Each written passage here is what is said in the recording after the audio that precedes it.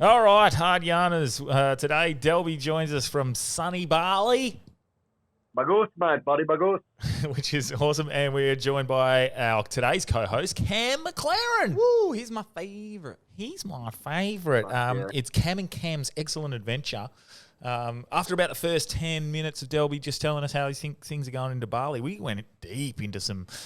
We didn't go light. We went deep into some conspiracies. How the world works. What's going on? What's going to happen? It's funny because the first like hour of conspiracy talk was the stuff that we didn't do research on. So. Yeah, so we're just like, I think it's no, but we got some information. We wrote some things down. Yeah. What did we talk about? We talked about Zachariah Sitchin, the tablets, and Nephilim. Bill Gates. Bit of Jesus things. Yeah, bit of Bill Gates is and his role in the Sri Lankan and Dutch and farmers around the world, their protests and issues.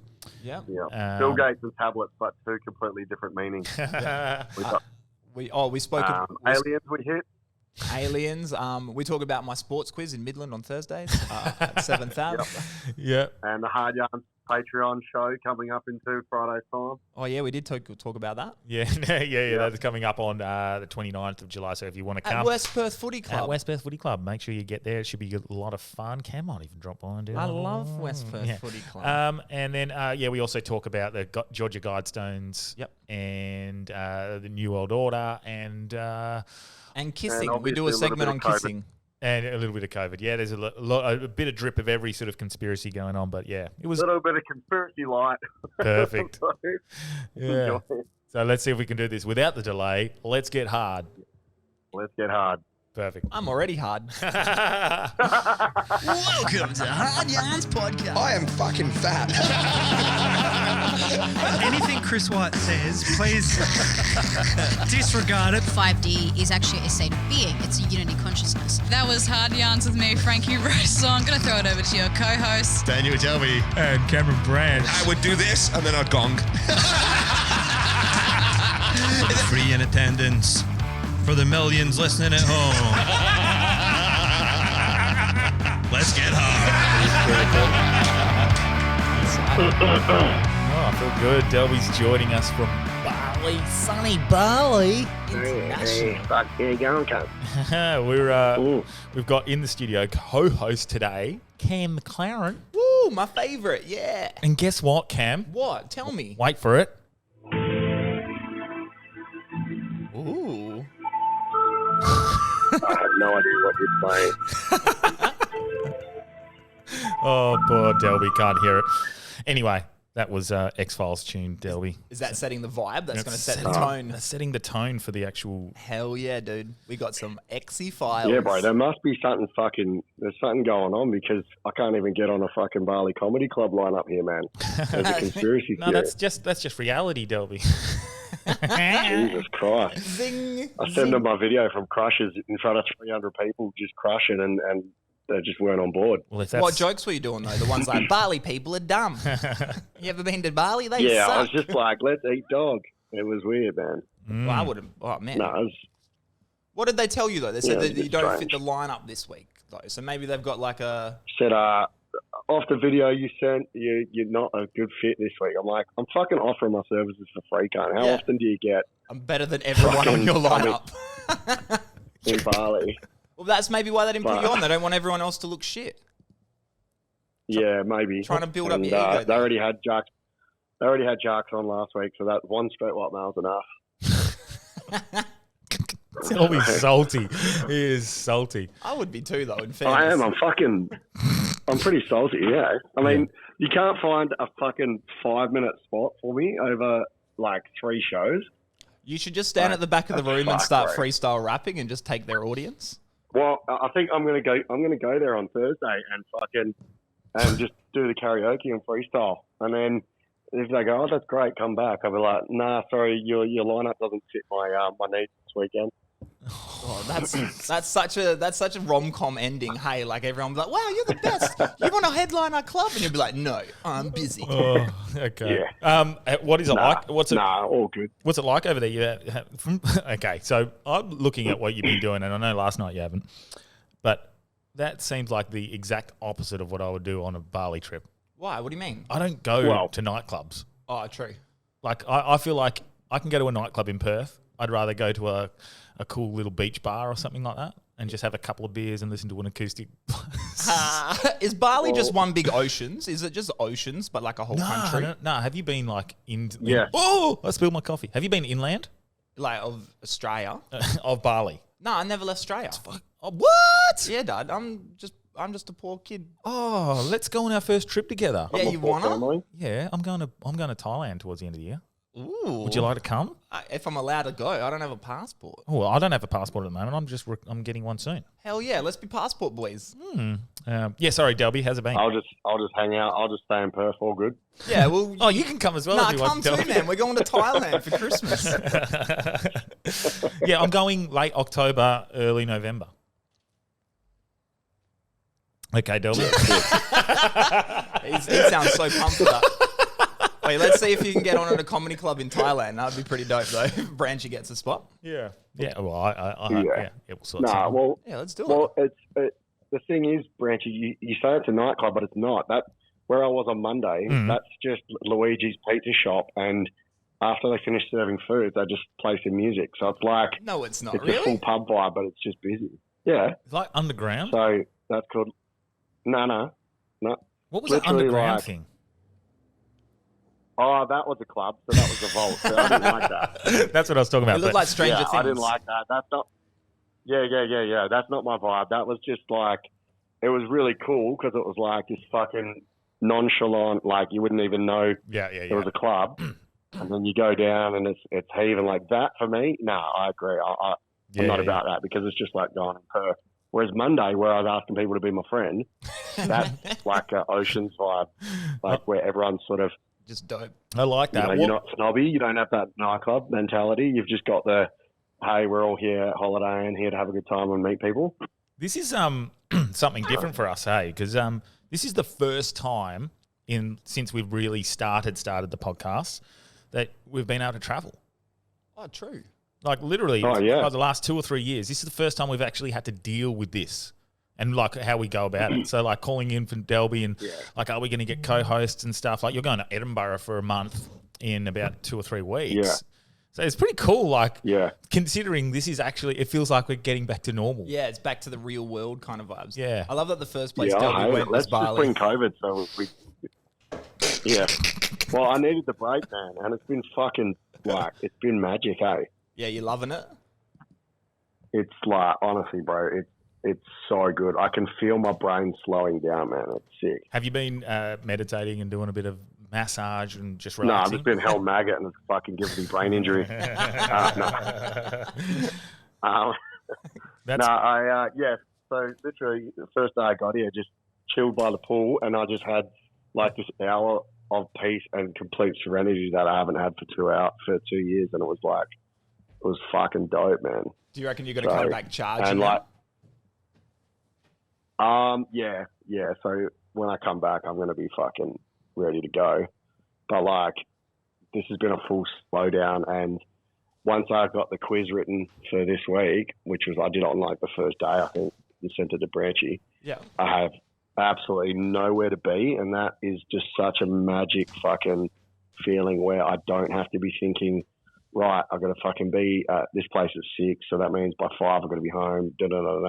Here, I've got nowhere to be, nothing to do. I even forgot we were having a potty today. I woke up at 10:30. Like, it's so freeing when you're not in your home city and you don't have to be anywhere. Aren't you dreading coming back to the real world then? Don't you want to just stay there forever? Nah. I mean, I would love to look at ways to live here more. Like, if I can figure out how to make like a decent wage while being in Bali, Oi. that's the dream. But Yeah, straight up make a rival comedy club. Like you. fuck, that could be. This is the origin story of fucking the Delby villain. Oh, that could be good. Delby's Lounge or Delby's something? Den. Delby's Den. Yeah, that'd be dope, man. Oh, Or less ego orientated and don't worry about the Delby and just go the Den. I think the Delby's a nice yeah, name the for den. things. The Den's good. Yeah, Den. because if it's the Den, you can make it like a bar as well as a comedy club. Is that why you went to So it that could be the Luigi's comedy one? Den. Like, Why? because you're like, you missed your Italian roots. So you're like, hell yeah, there's a Luigi here, bro. Mamma mia. Wait, Yeah, Delby got it's actually my banned off cousin. Facebook for saying wog. Really? Yeah. You know, Yeah, bro. But you are a wog. because Delby's not a wog. You're the woggiest I know. wog that's ever wogged. He got a 24-hour ban for saying wog, bruh. Yeah. So I think in America, wog is like gollywog, so it means a black person. Oh, So Yeah, but that's it's a different connotation in America. yeah, but then Yeah. that's So- pretty funny. yeah. In England, even in England, wog is considered racist. Like, when I said to my cousins I'm a wog, they were like, what? Oh, really? Like, yeah, I'm a wog. They're like, no, you're not. I'm like, yeah. There's a And movie they were called like, you're not a gollywog. There's a movie called the Wog Boy. Yeah. Yeah, they can't promote on Facebook. They can't promote on No, I Facebook. don't know. How's that Oh, movie yeah. going to make I'm money? just taking the piss. Yeah. That's hectic, though. That's Yeah. pretty funny. You get 1 day ban, though. That'll teach you a lesson, you dirty racist. Yeah. You can't look at annoying. memes for I a did- day. It was just because my little brother posted Beauty and the Greek instead of Beauty and the Geek, and I was like, oh, that would be a fucking way better reality show. Just getting, It's a classic. bunch of wogs to bring home an Aussie chick to their nonna.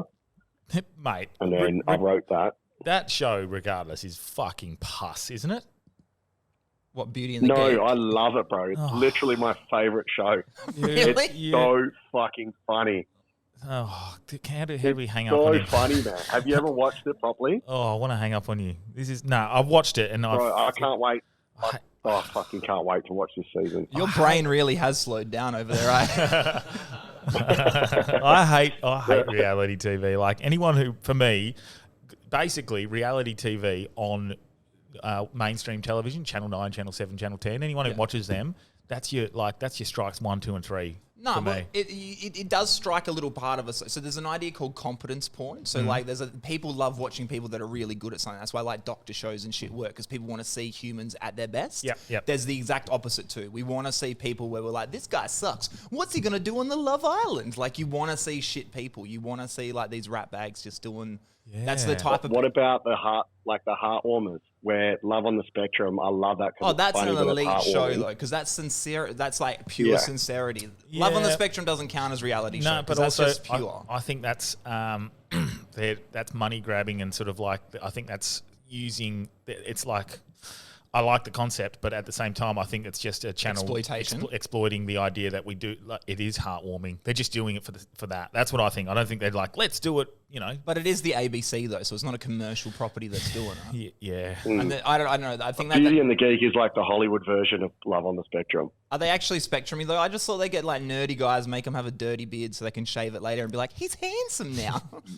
Underneath this Yeah, beard ma- the whole time. Yeah, Majority is it- of them. Is it just the whole like she's all that sort Yeah. of thing? Like they just actually get a hot Yeah. guy and then make him look like shit for a few weeks and then spruce him up? It's also proof Well, that any some of- guy to some be of them attractive just are- needs to shower. You just need personal hygiene and clean clothes, and you're going to be way more attractive. It's very easy for a man to be attractive. Just don't be a dirty fuck and wear a clean shirt. Like that's what that show Yeah. proves. Some of them are like just nerdy dudes, but some of them are just like lost causes, and you can shave them as much as you want, and it's just not really doesn't really matter. But it's fucking good, man, because the cunts are so funny, man. Just the stuff they say when they're on dates and like their technique and shit. It's fucking hilarious. My strike rate in Bali, I'd fucking be on there. Yeah, wow. Yeah, so I asked her to be my friend, and now I'm in the friend zone. Yeah. Yeah, you're That making doesn't lots of really friends though, eh? Yeah, bro, it's the best. I collected like by the end of the night there was like 6 or 7 people in my group because whenever I travel by myself, I play this game called Guess the Nationality. I make this game up where I just look at someone and I'm like, all right, whoever I start talking to, I'm like, I reckon they're Russian. What do you reckon? And they'd be like, all right, Greek. And then we go up and fucking, if you get to 3, the other person has to buy the drink. So I started with 2. By the end of the night, I had a group of 7 going around playing Guess the Nationality. And each time you go up and talk to the person, you're just basically making new friends. Because you're, hey, where are you from? And then they're like, Germany. And then you're like, yeah, got it. And then they're like, what? Why? And you tell them, and then they join in the game. It's sick. Wow, so you just collect this group of people that like racially profiling. That's a good vibe, man. That's a cool game. At the end of the night, you have a mob. At the end of the night, everyone gets everyone at the end of the night, you get a white hood and you put it on your head. You're like, it's wicked, man. I reckon that guy's from Israel. Get him. Oh, that's so good. That's a fun game, man. Well, now that it's actually kind of fun. We've chatted about how you're going over there, Delby. I think we get into some of the stuff that we wanted to get into today, which is the conspiracy. Let's talk more about Bali. I'm not finished yet. You want to talk more about Bali?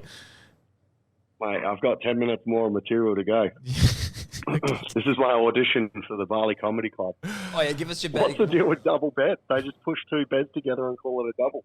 It's fucked. My back's cooked. All right, that's it. Let's move on. When's the punch spot? No, oh, no. Is that what was that? It's a good premise. Now, oh, fuck. It's very I'm gonna hang redundant. up. You guys can talk about conspiracies. No, you can stay on. Are you not going to stay on for the whole episode? Yeah, of course. I got a conspiracy that he's not even in Bali. He's literally in Aussie Park, just around the corner. And he's just like at a cafe being like, fuck all you dorks. I'm not coming to work. Oh, we got some good ones as well that we've got to talk about. Well, actually, one more story quickly from Bali before I forget. Yeah, cool. It's so hectic, man. Like, the difference between, like, our age and younger is, like, I was at Pit Stop in Canggu grabbing a burger, which, by the way, the burgers there are fucking probably the best I've ever had. I went back and got a second one that was that good. Like, 2 I got these shagoos. girls off at these 2.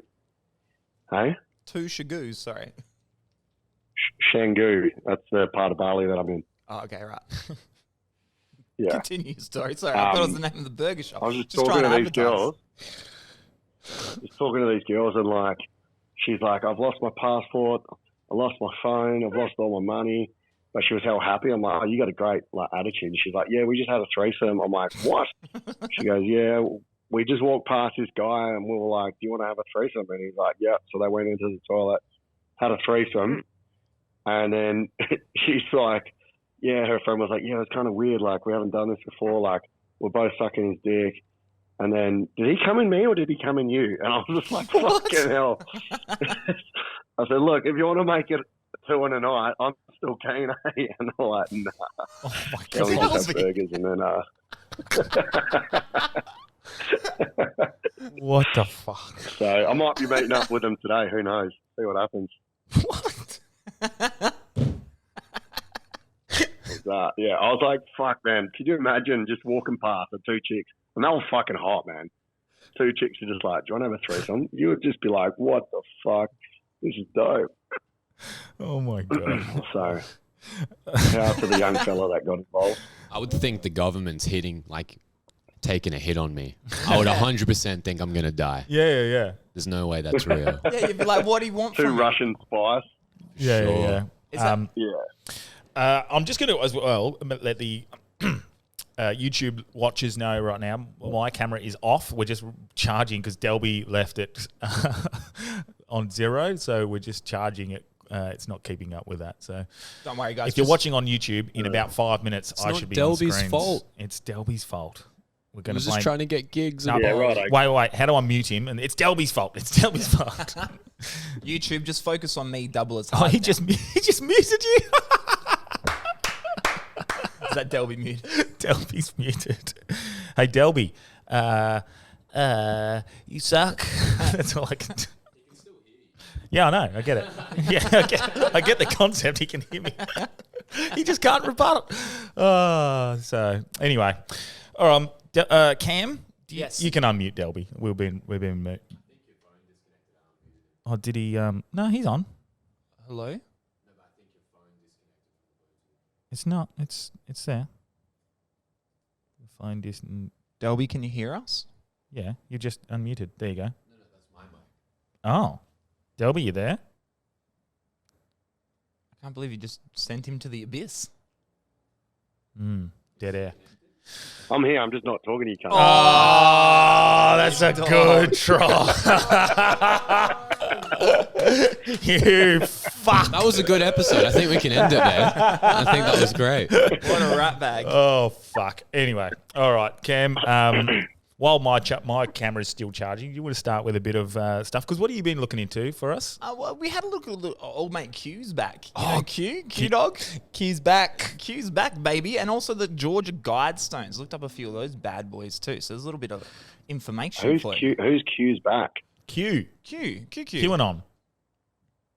Oh, okay. Yeah, Q started posting. Can I again. give you can I do a conspiracy light? Yeah. To get us kicked off? Yeah. I saw one of the most interesting fucking conspiracies ever, I found, because I've never thought of it this way. Yeah. Cam McLaren, you probably know. What are the two natural fears of humans that we've evolved to have? Everyone has it, regardless of culture and fear of falling and the fear of loud noises. Yep. Isn't it fear of falling? I thought it was fear of falling and I don't know if it's loud noise. Isn't it like being like outcast, like ostracized, being individual or some crap? No, it's the fear of falling and fear of loud noises. Oh, okay. Because the loud noise is a... I thought it was the fear of heights and falling and the fear of the dark. No, fear like of naturally. the dark. It's definitely the fear of falling because of our throwback from monkeys in the trees falling down. And bunk beds. And that's why we get that sort of sensation of falling. Yeah, double beds. And double beds. Yep. And the fear of loud noises is definitely it because I've done some stuff. I thought it was fear of the dark as well because predators can get you in the dark. Right.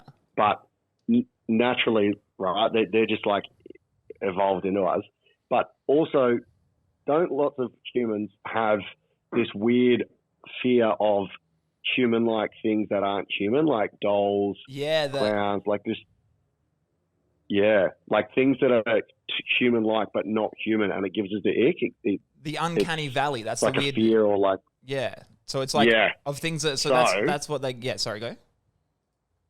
Yeah. So the uncanny valley. Do you want to explain that, Cam, for the listeners? It's just the idea that like we're okay with things that look human to a point. There's a point where it's like an uncanny valley where the more something looks human, the less it does look human. It's like the Polar Express, the movie with Tom Hanks, that looks so creepy to you because it looks so human, but it's not right. And there's a weird fear that sets off on us where we're like, there's some primal thing where if something looks human but it's not human, we get fearful of it because like, what the fuck is that? Oh, is that like when people have too much plastic surgery and you're like, they're not right anymore. Yeah. But it's like, but I think why do you think that we start having a fear of something that looks human, that could be human but not human? Exactly. How is that in us that we had to be fearful of something that might look human but isn't actually human? How cool is that? When we warred with like Neanderthals and stuff. Maybe there was another Aliens? thing that was dangerous to humans that looked like humans but were just not quite humans. And they either were predators to us or they were a threat or a danger to us. Or our gods. 100%, yeah. Well, that's why they reckon that even like the Nephilim and stuff, how they talk about like aliens coming down, and they reckon that that's what the bloodlines of like kings and pharaohs were. They were actually the aliens breeding with people, and they actually were pure bloodlines. We had to keep going. Yeah. But that's a hell. Heaps of people pointing that out because it is a scary thought that maybe there was something that used to look enough like people to trick you to get close and then eat your face off. And then wear your face to trick other people. So even like the conspiracy theory behind like the pharaohs wearing the big old heads. The big old heads. It was to hide that. Same with the priests. Yeah, wearing the big old hat to big cover old the big hat old to cover skull. the big old elongated skull. Hide the elongated skulls. Yeah. So even in the Aztecs, they used to. What about the Elon Musk? No, but the Aztecs would actually. Is that not working? It's working? Cool. The YouTube's back up and running. Cool. The Aztecs would actually, what would they call it? Like the skull binding? Yeah. And they would actually elongate their skulls to mimic the gods, which is, if that's not a bit of a giveaway already. So that's why when they find these elongated skulls in some of the Mayan Aztec ruins and whatnot, some of them, like they go, this is clearly binding, but some of them are natural formations. Yeah. And those are the ones where they go, they're almost 100% human, but just slightly off. And that actually buys into what you're talking about, Delby, with the just almost human, but not. But it's just as devil advocate, because I love conspiracy theories, but I love the devil's advocate side of it. So I think it has to do with like also what Jamal was saying is like there was a time where there were like Homo sapiens weren't the only one. There's Neanderthals, there's the Australopithecus one, there's all those little pygmy ones. Like There was a time where people that looked overlap in the humanoid. same space. Yeah, but at some point they all existed at the same time, and then we were the ones that like either bred them out or we like over our ancestors. So it's like maybe that was it. It's like it comes down to that us and them. But if we bred principle, them that out, or tribal- if we shouldn't be afraid then if we bred them out. But it's the same as like, why are we afraid of any other tribe that's different to us? It's the us and them kind of principle. So like these other humanoids, where they're like shaved monkeys on 2 feet, but they're not. Neanderthal wasn't Homo sapien kind of vibe. So it's like we got to be wary of those guys. They look human, but they're not right. I think that might either that or there was demons. So why? So I guess it works with bloodlines because of the Mayans and the Egyptians and stuff. It was all bloodlines, and that was so the then royalty. what happens if like that royal bloodline, because they had a deformity? Deformity, Maybe there was that's exactly a birth defect. They made them have big heads, and they're like, well, we want to have big heads too, so we start doing that. You know, like, and then it became the norm. Yeah, perhaps. But same with, like, again, the wigs why in are they our- trying to mimic the gods that have a big elongated head? So I feel like it doesn't matter how far you go. Eventually, they're trying to. But we're all human nature is always trying to mimic the upper, like the whole idea with wigs. Apparently, all the whole thing, like the upper class used to wear wigs because they all had like syphilis and shit. So their hair's fallen out. So then they had to put wigs on their head. So then the lower societies want to be fancy too. Are also wearing wigs. So everyone's walking around with big powdered wigs. Yeah. But only like the upper echelon were wearing them because they were bald syphilis. So you say, I guess, with that devil's advocate, you're suggesting that perhaps maybe the first king had a fucking deformity. Yeah, he had a big old head for being inbred, and then everyone's like, "Well, I want to be like the king too." Okay, that's a possibility. Just as like a little, but I like the Shout out idea to all the shout out to all the kings and queens down in Tasmania. Then. straight up. But yeah, so that's just a little side. That's thought to it, obvious. but it's more because we know that there's a genealogical jump. There's a reason that there's something that's flicked. There's something that made us go from just being monkeys in Africa to what we are now and the different versions of them. And it makes so much more sense. Like even in the Marvel movies, like Thor's called a god, but then they literally write off and it's just technology. It's just fake technology, and you think it's magic, and that's. If you're hell primitive and you don't you know what I mean? You can't even make fire. If something's flying, you're like, wow, 100%. It's a god now. Surely that's what the gods were. Let's just totally. be plainly honest. Well, that's what Gary Ablett Senior is to all normal footballers. Yeah, well, he's that much better, and everyone wants to be like him. They just called him God. Oh, classic. Even like there might have just even been people that were just smarter. You know how some people like are just born just like Leonardo da Vinci style and stuff like that. Maybe these were just primitive people that you could just think and they were more powerful. But I like the idea that something else came and influenced, and it just makes more sense. Like the gold stuff. Why do we have this aching for gold? For us to think we're the first. Yeah. For us to think arrogant. for us to think we're the only one. Oh yeah, go Delby. If we give a modern day example of like more intelligent than others, it's like Hardyan's listeners compared to the net listeners. So one exists and one doesn't. So that's the Intelligent, first. yeah. Shout out Hardyans. Oh, classic. I don't even know who they are. Those guys. It's hard to get a riff in on the phone line, so I'm going to have to bide my time if I think of a joke and hope that the timing still works. No, I think it's great that you can't. What was I'm hearing you guys? What was I saying? But I think I've got a delay to when you can hear me. No, we can hear you bang on. I think you're just hearing us slightly delayed, but it's all good. Just on mute. It's all good. Just bide your time. But what we'll do, So what I was saying was like for us to think that we're the first species in the universe to be sentient, conscious beings. For us to think that we're the only. They're both very arrogant, and for us to not, it's not just arrogant, it's sad. Imagine being the only thinking, feeling thing in the entire universe. Exactly. It's the ever expanding thing that goes on for infinity, and we're the only ones that can think and feel. Exactly. That's fucked. So I guess the fact that it's like you being from Midland, Cam, the only thing that can think and feel. That's just me. I'm the heart. I think surely the chances that there were.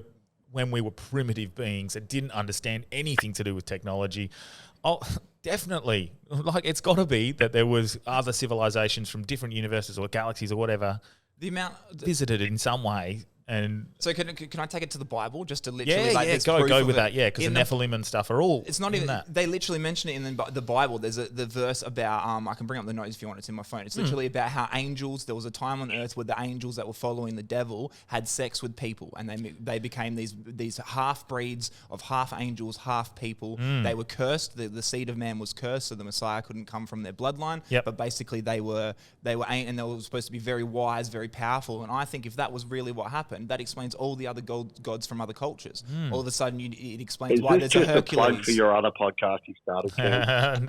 It's a slow one, but yeah, we're getting there. But like 100%, because even if you think about that, and then it explains like why all the other gods. There's all these stories, like even like the Hawaiian people, there's a god that gave them fire. The Greeks have the story about the guy that came down and gave them fire. And like there's all these people that gave technology from the people above us, someone better and more powerful came down and gave us the tools that we needed to proceed. So it's almost like that's the verbal story of what happened, where the aliens came down, saw some monkeys, needed some gold to fix their spaceship, programmed us in to dig them out.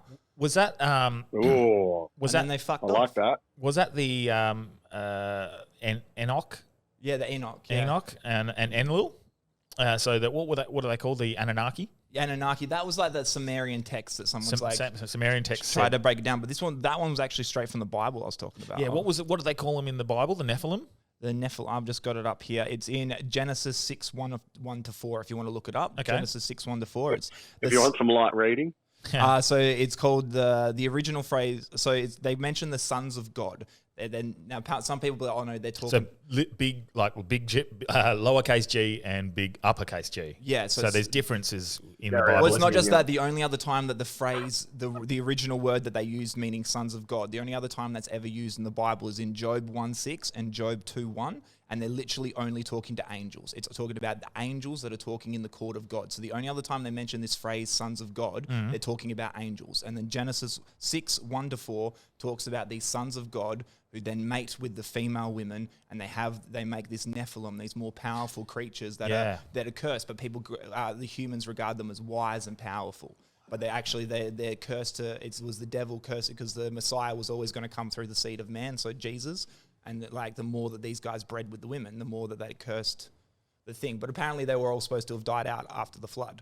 That was part of the reason they wiped out the flood. Why were they cursed? I don't get why they were cursed. Because there were angels that were following Satan, and they was like fallen angels basically. They had sex with the women, and they made their own new breed of human, and they roamed the earth at that time. So if you read, you want to bring up the actual scripture, Genesis 1. It sounds pretty bad. Like how cursed you have to be to just go around fucking heaps of chicks, man. That sounds terrible. But it ends up coinciding. It aligns with, doesn't it align with Zachariah Sitchin's his sort of translation of the what are they called? The tablets? Yeah.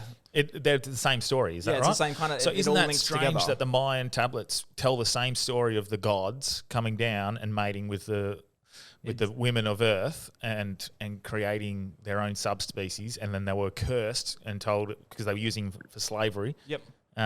In both stories, completely disjointed from location around the world. Exactly. And even if you take the Christian ones about how that thing, so humans began to increase, so it just talks about, like, we understand it as we were the good ones, and that the sons of God made these Nephilim and stuff. But maybe we're reading it wrong. Maybe the original people were that off-breed, like this humans that are on the earth today, because they're talking about wiser, more powerful and shit. Literally, there was some evolutionary step.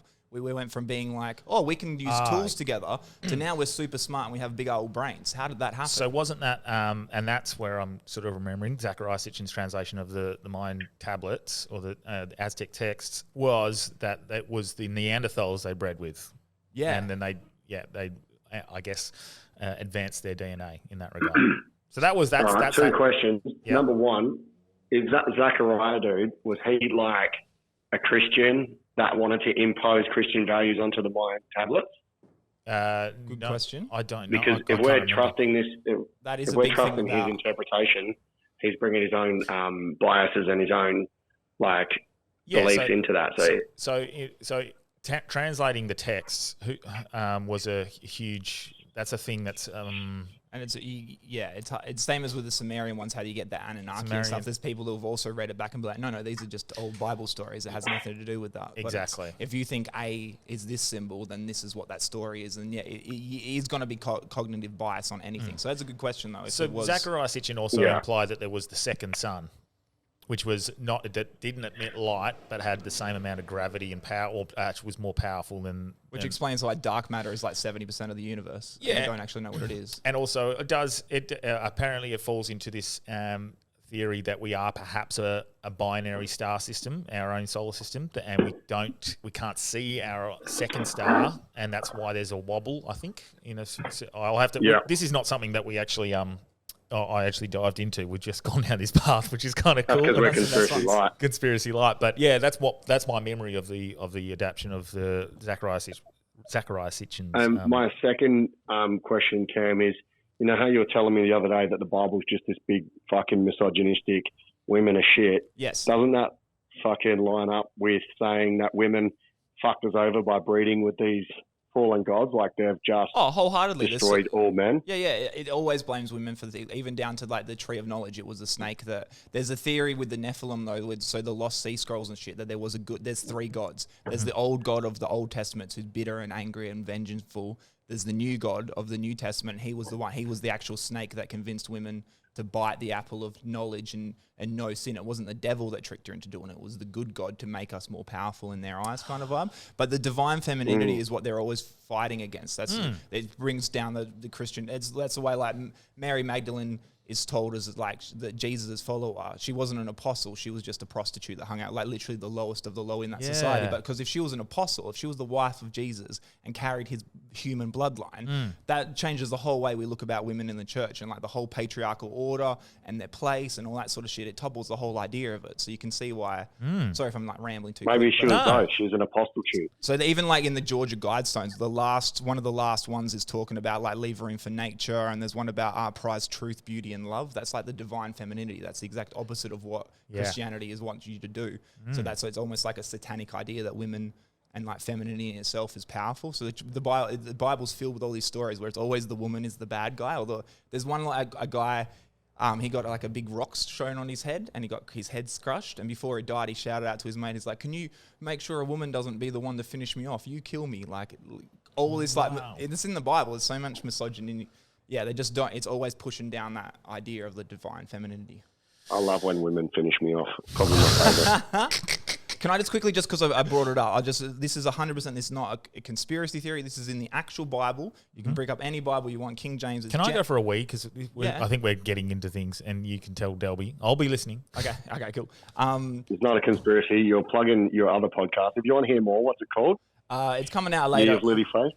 There's one, Me of Little Faith, which is Matt Stora's podcast. Me and him doing Bible Boys. It's us just breaking down Bible stories.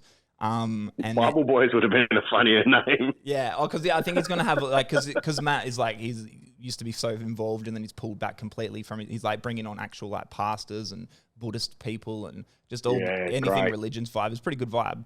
But I'm going to do conspiracy. He told a story of how his family have just given up on him on the last time he was on our potty. Oh, we could saying that like he's okay to like leave the religion, but he's a bit devo that they actually believe that he's going to be eternally damned, and they haven't done more to save him. Yeah, it's like that Louis C.K. bit, hey, about like he's like, I don't really get mad at the people doing the anti-abortion rallies and stuff because like in their head they think babies are being murdered. If you think a building's murdering babies, you should probably be doing more than chanting out the front. Like, so it's that same, that's a Louis C.K. bit, but it's the same with Stora. It's like, wait, you think I'm going to be damned for eternity and you don't even want to try to save me? Come on. Yeah. Louis C.K. was just murdering babies in front of other comedians, apparently. Yeah, but he asked for permission first, all right? Yeah, so that's okay. Do you mind if I strangle this baby in front of you? Can I just read quickly? I'm sorry. This is the Bible verse that talks about how they're superhumans, and this is a real thing. It's in your Bible. Check it out at home. Get yourself your Bible out. King James, the first book, Genesis, the start of the whole world. They didn't edit this shit out. It's right there in paper. It says, when humans began to increase in number on the earth, the daughters were born to them, and the sons of God saw that the daughters of the humans were beautiful, and they married any of them they choose. Then the Lord said, my spirit will not contend with the humans forever, for they are mortal. Their days will be 120 years. So like it limited how long we were going to live for. Yep. The Nephilim, that's who they are. They're on the earth these days. And also afterwards, when the sons of God went into the daughters of humans and had children with them, they were the heroes of old and the men of renown. So basically the angels fucked the ladies. God said, your bloodline is cursed. You're never going to live past 120 years. The Messiah won't come from your bloodline. You're no longer with God. But those men were called the Nephilim, and they were like stronger, wiser, more powerful, and they went around the land. It's literally just a book in the Bible. And then it just moves on to the noses of the story. So this is where I would draw drawing a longbow, but I'd draw a connection to, I guess, again, we'll go back to the Anunnaki and that side of things, where God, when you say God, are we talking source, energy, the God, which is what clearly Christianity would say, or are we talking about the king of that species, that race? You know what I mean? Which is, I think, because our translation of the word God is just so loose in those days. I don't understand what God is. We're calling someone that's a bit more advanced as a God. And this is, we're assuming this is all. Because this was also the first time that monotheism even took off. No other religion had the idea of one powerful being. Everyone was always a lot. There was always a group of people who were powerful. Whereas this is no, there's one who controls it all. So is it like... So there's Mark McGowan in WA. So there's the idea that... and I remember this being thrown up in that very idea where they're limited to 120 years, less of a curse and more of a DNA alteration. Yeah. So this is more of the CEO of that fucking company that's mining the planet Earth for their resources, saying, hey, you've gone and fucked all these local fucking creatures that are on the Earth and created your own slave race. I don't fucking agree with that. That's fucked up. I'm going to curse these guys and alter their DNA so they can't last for that long. Yeah. Because I feel like they're a fucking tarnish. They're tarnishing our legacy as a species. Totally. That's how I view it. Yeah, I love that. But it's also devil's advocate. Kind of a lot of the stuff in the Bible has very... I don't know why we call it with indigenous culture. It's like, that's the dream time. It's just a made up story on why there's rivers and things. The Bible's full of that shit. Like Samson was thirsty one day, so he punched the ground and there's a river there for him to drink from. And to this day, this river is still through the mountains. Like, that's a dream time story. Or even that talking about like why we only live to 120 years old when everyone else in the Bible lived to 700. It's like, because God... we were cursed for mating with angels, or women are in pain in childbirth. Like, that doesn't make sense. Everyone has to have babies. Why the fuck does it hurt so much for us to live on? Yeah. So their explanation is, because you ate from the tree of knowledge. God cursed you. Why does man always have to work so hard to get food and labor? Oh, God cursed you. There's always it's like a dreamtime explanation for why shit happens. But also, like, maybe it is designed. Maybe it is, like you said, like maybe it's... because it's all verbal. All this stuff was verbal before they wrote that shit down. It's got to be a product of design. It can't and just again, we're going full into we're agreeing with the conspiracy side of things. Yeah. We're going down that sort of. But if you say that happened, say there was aliens, they came down, they manipulated, all these things were true, and then it was just passed down through information from father to son, mother to daughter sort of vibe. You think about stories your granddad told your dad, and then your dad's told you, how different from the truth that actually is. Yeah. We've sat down with my cousins and talked about stories my pops told us from Vietnam. They're all over the place. And it's like, that was only 40 years ago. How are we going to do this, keep this up for 300 years and then think what my pop did in Vietnam, that story was actually true? I've told stories about friends in the past, and we're all sitting around having a beer, like, I remember that time he did this and this and this, and you've been telling other friends that story for the last 3 or 4 years in that exact way, and then the other person goes, no, I remember it was like this, and you go, oh, fuck, it was, and you've just slightly altered it, but completely believe that that's the truth of what it is. Totally. And that's over only 5 years. So even just in your own... So my personal one is, I thought my earliest memory of football was the 94 grand final, West Coast versus Geelong when I was 5. That's what my earliest memory is. That's my earliest memory. But the more I think about it, there's so many, like Ben Cousins has an interview where he talks about that because he was a Geelong supporter and he cried. And there's like all these people that talk about that grand final. And I don't even know if my memory of it's real anymore, if it's everyone else's stories put together. Because even the way I like memorize and remember the TV, I'm like, we didn't have a TV like that. Where am I getting this memory from? Yeah. But I hear so many people, that 94 grand final must have been pivotal in a lot of the footy players that I like That you know what I mean? influences your Because we were like kids when that happened, and it's a big thing in WA and stuff. But I then- remember the barbecue that my parents had, Right. like all the friends that came around. I remember not watching the football, knowing ish what was going on, and everyone having a few drinks and us running, all the kids running it was around. a big event, like a big I party. remember watching the next year, 95, Geelong versus Carlton, Kernahan. I remember Kernahan very vividly. Yeah. But that's about it. But yeah, so I understand though what you're saying. Like I have little flashbacks, but my concept of what actually happened might be influenced by other people's memories. Yeah. So then you add that together. Well, you Frenchie, tell Scotty that story. Let's try and- this memory. Yeah. Let's try this memory because Cam, remember how we were doing Norm Smith medalists in the car the other day? And we both didn't remember this. Yes. So we don't know if the Hadron Collider created another Mandela effect. Who won the Norm Smith medal in the Hawthorn versus Sydney Grand Final? That's all. 2012. Yeah. It was fuck, I've forgotten his name. Okay, so Delby, rattle off who you think it was because I know who it was. Well, this is I didn't. We have no I don't memory of remember it. him winning.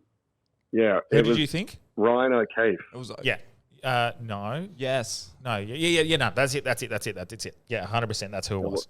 Which is We don't Only remember Ryan only- O'Keefe. even for that grand final, I remember so many bits. I remember Buddy almost caught him over the line. I remember Nick Day, the one with the snap That's right so at the end to get funny. the goal and stuff. I have no memory of it. And then we Nick even looked up Malcheski. Mick Malcheski with that big goal at the end and stuff. I remember all these little pivotal that big hit on Heaney and Yeah. stuff like that. Like, I remember the Nick Malcheski goal. but I don't remember old mate getting that Norm Smith. And then me and Delby are staring at each Yeah. other like, is this a Mandela effect? Has something happened here? Yeah.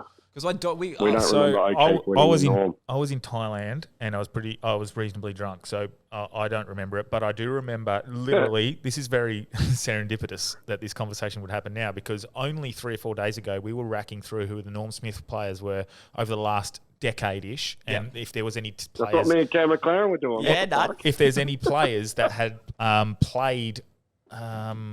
If they had got the Norm Smith and played for the opposition team. That's what the discussion was. And we were racking through it. Buckley. Buckley, Judd. We went through a few of them. Anyway, and we were trying to remember that game. And then one of the other guys said, I remember it was O'Keefe specifically because it's the first time they ever won money on Sportsbet on anything. Okay. Right, on the year that Sydney won it, though. Yes. O'Keefe won it. So he was he was 18 at the time. The one that always screws me up is the drawn one through 2010. I don't remember who I was on, but he didn't win it, and Sportsbet paid it out anyway. So I don't know if it was Lenny Hayes or Brendan Goddard or... Wow. I think Goddard, that first one. I remember the one where he bangs on his chest and he took that huge... Like, he couldn't have done any more. Yeah. I'm sure I got paid out for Goddard, Norm Smith for that drawn one. Goddard took the big hanger, kicked the goal, fucking... Yeah. Yeah, it's not... It was I think you guys just don't remember the O'Keefe one because it's not so noticeable. Yeah. He didn't have any big moments that you remember, I don't think. So And maybe... I guess it was Sydney. Yeah, but I still think he had 22 and 4 goals or something when we looked it up. So, I mean, it's a fair day out. Yeah. But, yeah. But there was the one that we couldn't remember. We were like, fuck, the Hadron Collider started back up. Now the Hadron Collider has started back up and a few things have happened. How exciting, hey? Amazing if that is actually having... Because we don't know what anything is. You know when you have mushrooms, we have anything that breaks down your interpretation of it. Someone told me recently, if you didn't break down all the signals that your body's taken in, just standing in the grocery aisle, just standing in the confectionery aisle of Coles, you'd collapse. Your brain would fry itself with all the colours and sounds and lights and text and all the signals you're coming in. So our brain is constantly filtering that information out. And I feel like when you have mushrooms and stuff or LSD, it opens up different neural pathways and then you can see different filters. That's why colours and sounds and everything's a bit different. Like you're filtering the world differently. Yeah. So you got to wonder. Like a Snapchat filter. Yeah, so what is that fucking with? What is that, that big Hadron Collider and how things do change? Maybe it does have a little effect because maybe we can't see what it's messing with. You can't see a sound wave, but sometimes you can when they're powerful enough. You can, so we know sound waves are real, but you can't see that shit. Yeah, because of our tools to I guess... what would you call it? A tool that we have to register those sorts of forms of energy. Yeah. The tools we have, our eyes. Yeah, they measure that Can't form of see energy. We can't register that. So you can play, if you're playing out of your phone, you know the waves are coming out of your phone, but then you put your wave into a cup, or your phone into a cup, and it makes the wave louder, and all of a sudden your phone gets louder. We can directly see it, but see the result, but we can't see the process. So what's the collider doing? We can't see what it's actually doing, so we don't know what it's actually affecting. Is that like a phone in a cup where it's amplifying certain vibes? Or? What was the date that it opened back up? July 6th, hey? I think. I thought you were going to say January 6th. How crazy would that be? It's July 6th. Well, So isn't antimatter not constrained by time? Like it only operates on the plane of duration, so it just pops up randomly, and it's really hard to measure, but it's real. Yeah. yeah, they've proven recently that it was real, but still don't understand it at all. Is that correct? Yeah, well, that's what I thought. I don't know Isn't that much. what they were looking for, that Hobbs-Gibbs boson? Hobbs boson. And Yeah. that's basically when Higgs the particle, boson. Higgs and boson, it yeah. basically that's when the particle God decides particle. to be what it's going to be, right? That's that wave where it first decides what it's going to be. So isn't that antimatter turning into real matter? Isn't that what that particle is? Well, that No, me the opening God this up was more particle- of a question. Oh, okay. I don't know. So Delby's a science teacher. Oh yeah, so Selby. Yeah, the God particle was something that they theorized was there, but they could never actually measure it. And it's It gives weight to atoms or something? Instead of going conspiracy light, it's what's inside of the space, inside of protons. I think I have to quickly look it up. I haven't researched enough, but the God particle was the thing that they theorized must be there because it was having an influence on other things in it, and they finally found that it was there. With the Higgs boson because they're smashing protons into each other. So it was an unintentional discovery through the Hadron Collider. No, wasn't they it? were Or- looking for that one? Okay. Yeah. So it's something So, about like that. they- It literally gives weight to everything, and once something has a weight, that's where it like sits on the elemental. because there thing. was something affecting gravity or something, wasn't there? And then they couldn't figure out what was it making that effect. So what else did they Let's do? let's see if we can find a professor of physics and bring him on so we don't do conspiracy light. Yeah, I'd love to go down that. That would be great. We should talk And about Hadron I think Collider. that- It's funny how all these Yeah. things that we just started talking about, we said we were going to go deep on things, and we still haven't chatted about anything we've actually done research Oh on. yeah, the things that have got Yeah. yeah. I keep calling it halidron. Is it it's the hadron? I'm saying Hadron. halidron. Like Hadron. it's fun. So I'm thinking of Halliday Park. But I reckon at the hadron they just made a deal with God. It's pretty cool. What- that what- Make a deal with God to show me the particle. that's good. Sorry, let's go into what you studied up on. I'm just here for color commentary. Okay, cool. Do you want to go with you, or do you want to go with me first? you can go first if you'd like. He's got the Surface Pro out. It's serious. So you got the Surface Pro. I'll go through mine because mine's less. It's more of a thing. Yours is more conspiracy light. It's got the research into it, but it's less. It's actually my theory. I've sort of put this all together That's myself. my favorite. That's my favorite. So Right. I love Original theories are much better than re-spurting somebody else's theory. exactly. I just did I just put two and two together. So this could Yeah. be fucking way off, but this is just my own fucking logical brain working. So I've been looking into the Sri Lanka and Dutch oh baby protests Yeah, with yeah, the yeah. farmers. That's And a great category on YouPorn as well. that's good. That's the best little input you've had so far. That's good. I like it. Little input, Delby. First nickname. Firstly, obviously, this is being portrayed as this like selfish farmers, selfish fucking people, like not thinking of the good of the planet by mainstream media, which to a certain extent, there's a bit of validity to that statement. Obviously, we want Not like those good people up north of WA, the oyster ones, the shellfish farmers. They're way better for everyone. Okay, so All right, that's me done. I want to Bye. go. I want to use this. I want to use this idea, and this comes along with a lot of conspiracies. And this isn't a conspiracy. This is just what's fucking happening. So the problem reaction solution is a very well used tactic by a lot of people. It's used in mainstream advertising all the time. Exactly. So we've got a few people talk about problem reaction solution. So I just want to quickly go down that. So it's called the, maybe you can help me with the pronunciation of this, Cam, but it's called the Hegelian dialectic. That's another term for what problem reaction solution is. Okay. So it's a psychological tool used to manipulate the masses, in this case, to create a problem, wait for the reaction, and then offer the solution. Yep. What people historically don't realise is that through this, they are those that are offering the solution are the same people who caused the problem in the first place. And they also fail to realise that it always ends up with those people who created the problem end up benefiting from the solution. Right. So It's like the alcohol industry. Yeah, well, mate. Alcohol creates a problem, and alcohol is the solution to the problem. Well, that's actually very funny. Wait a second. I've never heard that one, but that one's good. It's all form of marketing ever. Yeah, so David Icke, he's a big proponent of this problem, reaction, solution. They obviously create the problem, encourage a reaction.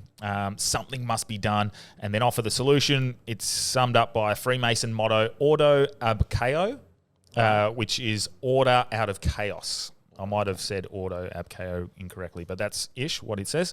Create the chaos and then offer a way to restore the order. Fix it, yeah. Your order. The masses are herded and directed to many of various forms of emotional and mental control, and it is the only way that it can be done. So, like, they're told that this is the problem that they've unknowingly created, or has been orchestrated by those same people who are offering the solution, which was always the end goal. Yes. Even down when we come down to science, this is a science.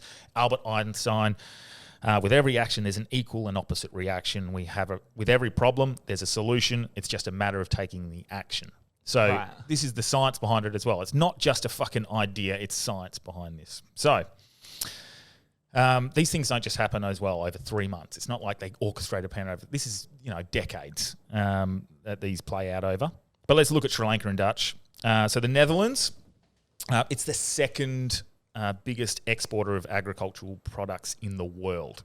So the Netherlands? Yes. So this is big. I didn't realise that. That's huge implications. So we won't talk about the orchestrated fuel prices and inflation and stuff. That's obviously creating extra pressure on them at this stage.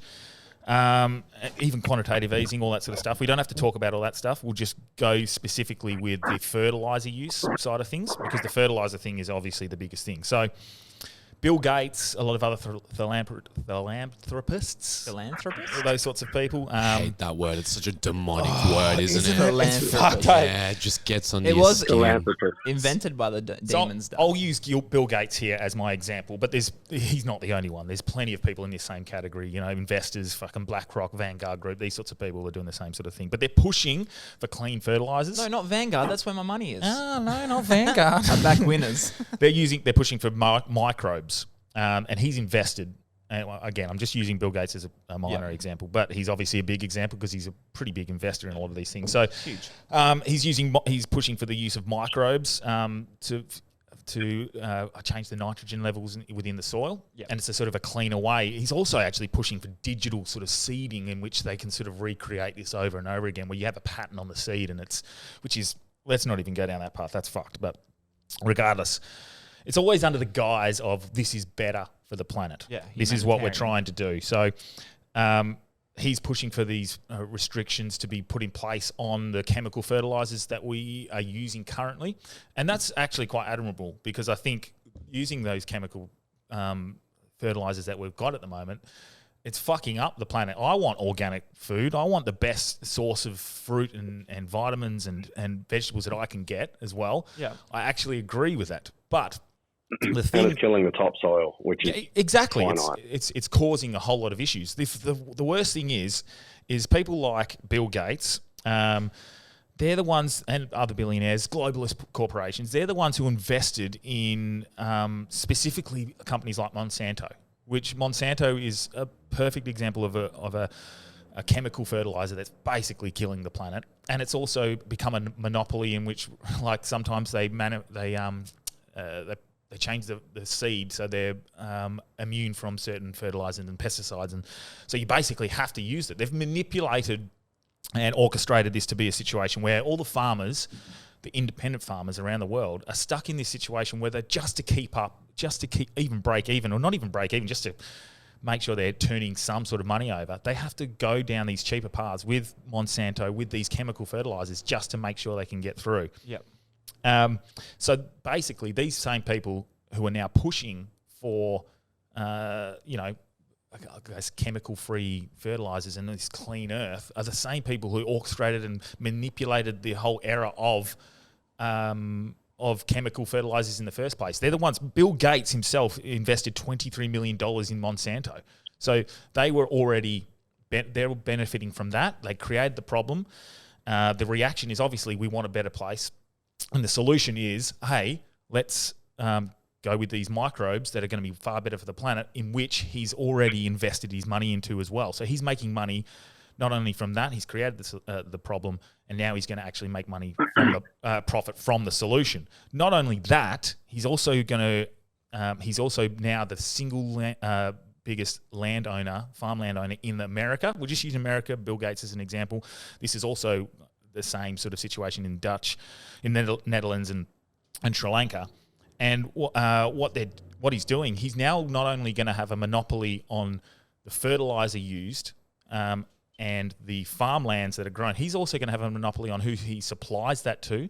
He's also going to have a monopoly on what sort of currency you pay that to. And it always comes back to this globalization, centralized globalist ideology of this is what it's going to be. You are going to pay me in this way, or if you don't, I'm going to shut down your currency. I'm not going to supply you with the food. And if you control the supply of food to the world, which he's on the way there, and him and amongst others, that not only is that scary that one person is controlling the supply of life to the planet Earth, it's more scary that he's doing it under this guise of he's doing a good thing, because no one rebels against that, and they actually sort of fight for it. They're like, yes. What do you mean, man? He started in a garage. He doesn't give his kids any of his money. What a good guy. He wears a sweater. So if people don't understand what so he's so did Bill Cosby. Well, like he's done this with like the vaccines as well. He's also the single biggest donator to the World Health Organization, which is they're the organization that makes all of the rules and all of the laws based on what our CDC and is it FDA here, Federal Drug, whoever the Australian version of the CDC. Yeah, they're the ones who advise them. He also owns the patent to the vaccine. So like these, and I'm not saying there's fucking. I just feel like there's a conflict of interest in a lot of these things, and he's just the one example of who I'm using. But I'm just seeing so many conflicts of interest, and when people say that they're doing it under the guise of a good idea and for the better of everyone, then everyone's on board with it. Like, you got to be fine with it. But it always ends up being to orchestrate more power for that person who's created the problem in the first place. It's always out of love, and if you don't agree with them, you hate them.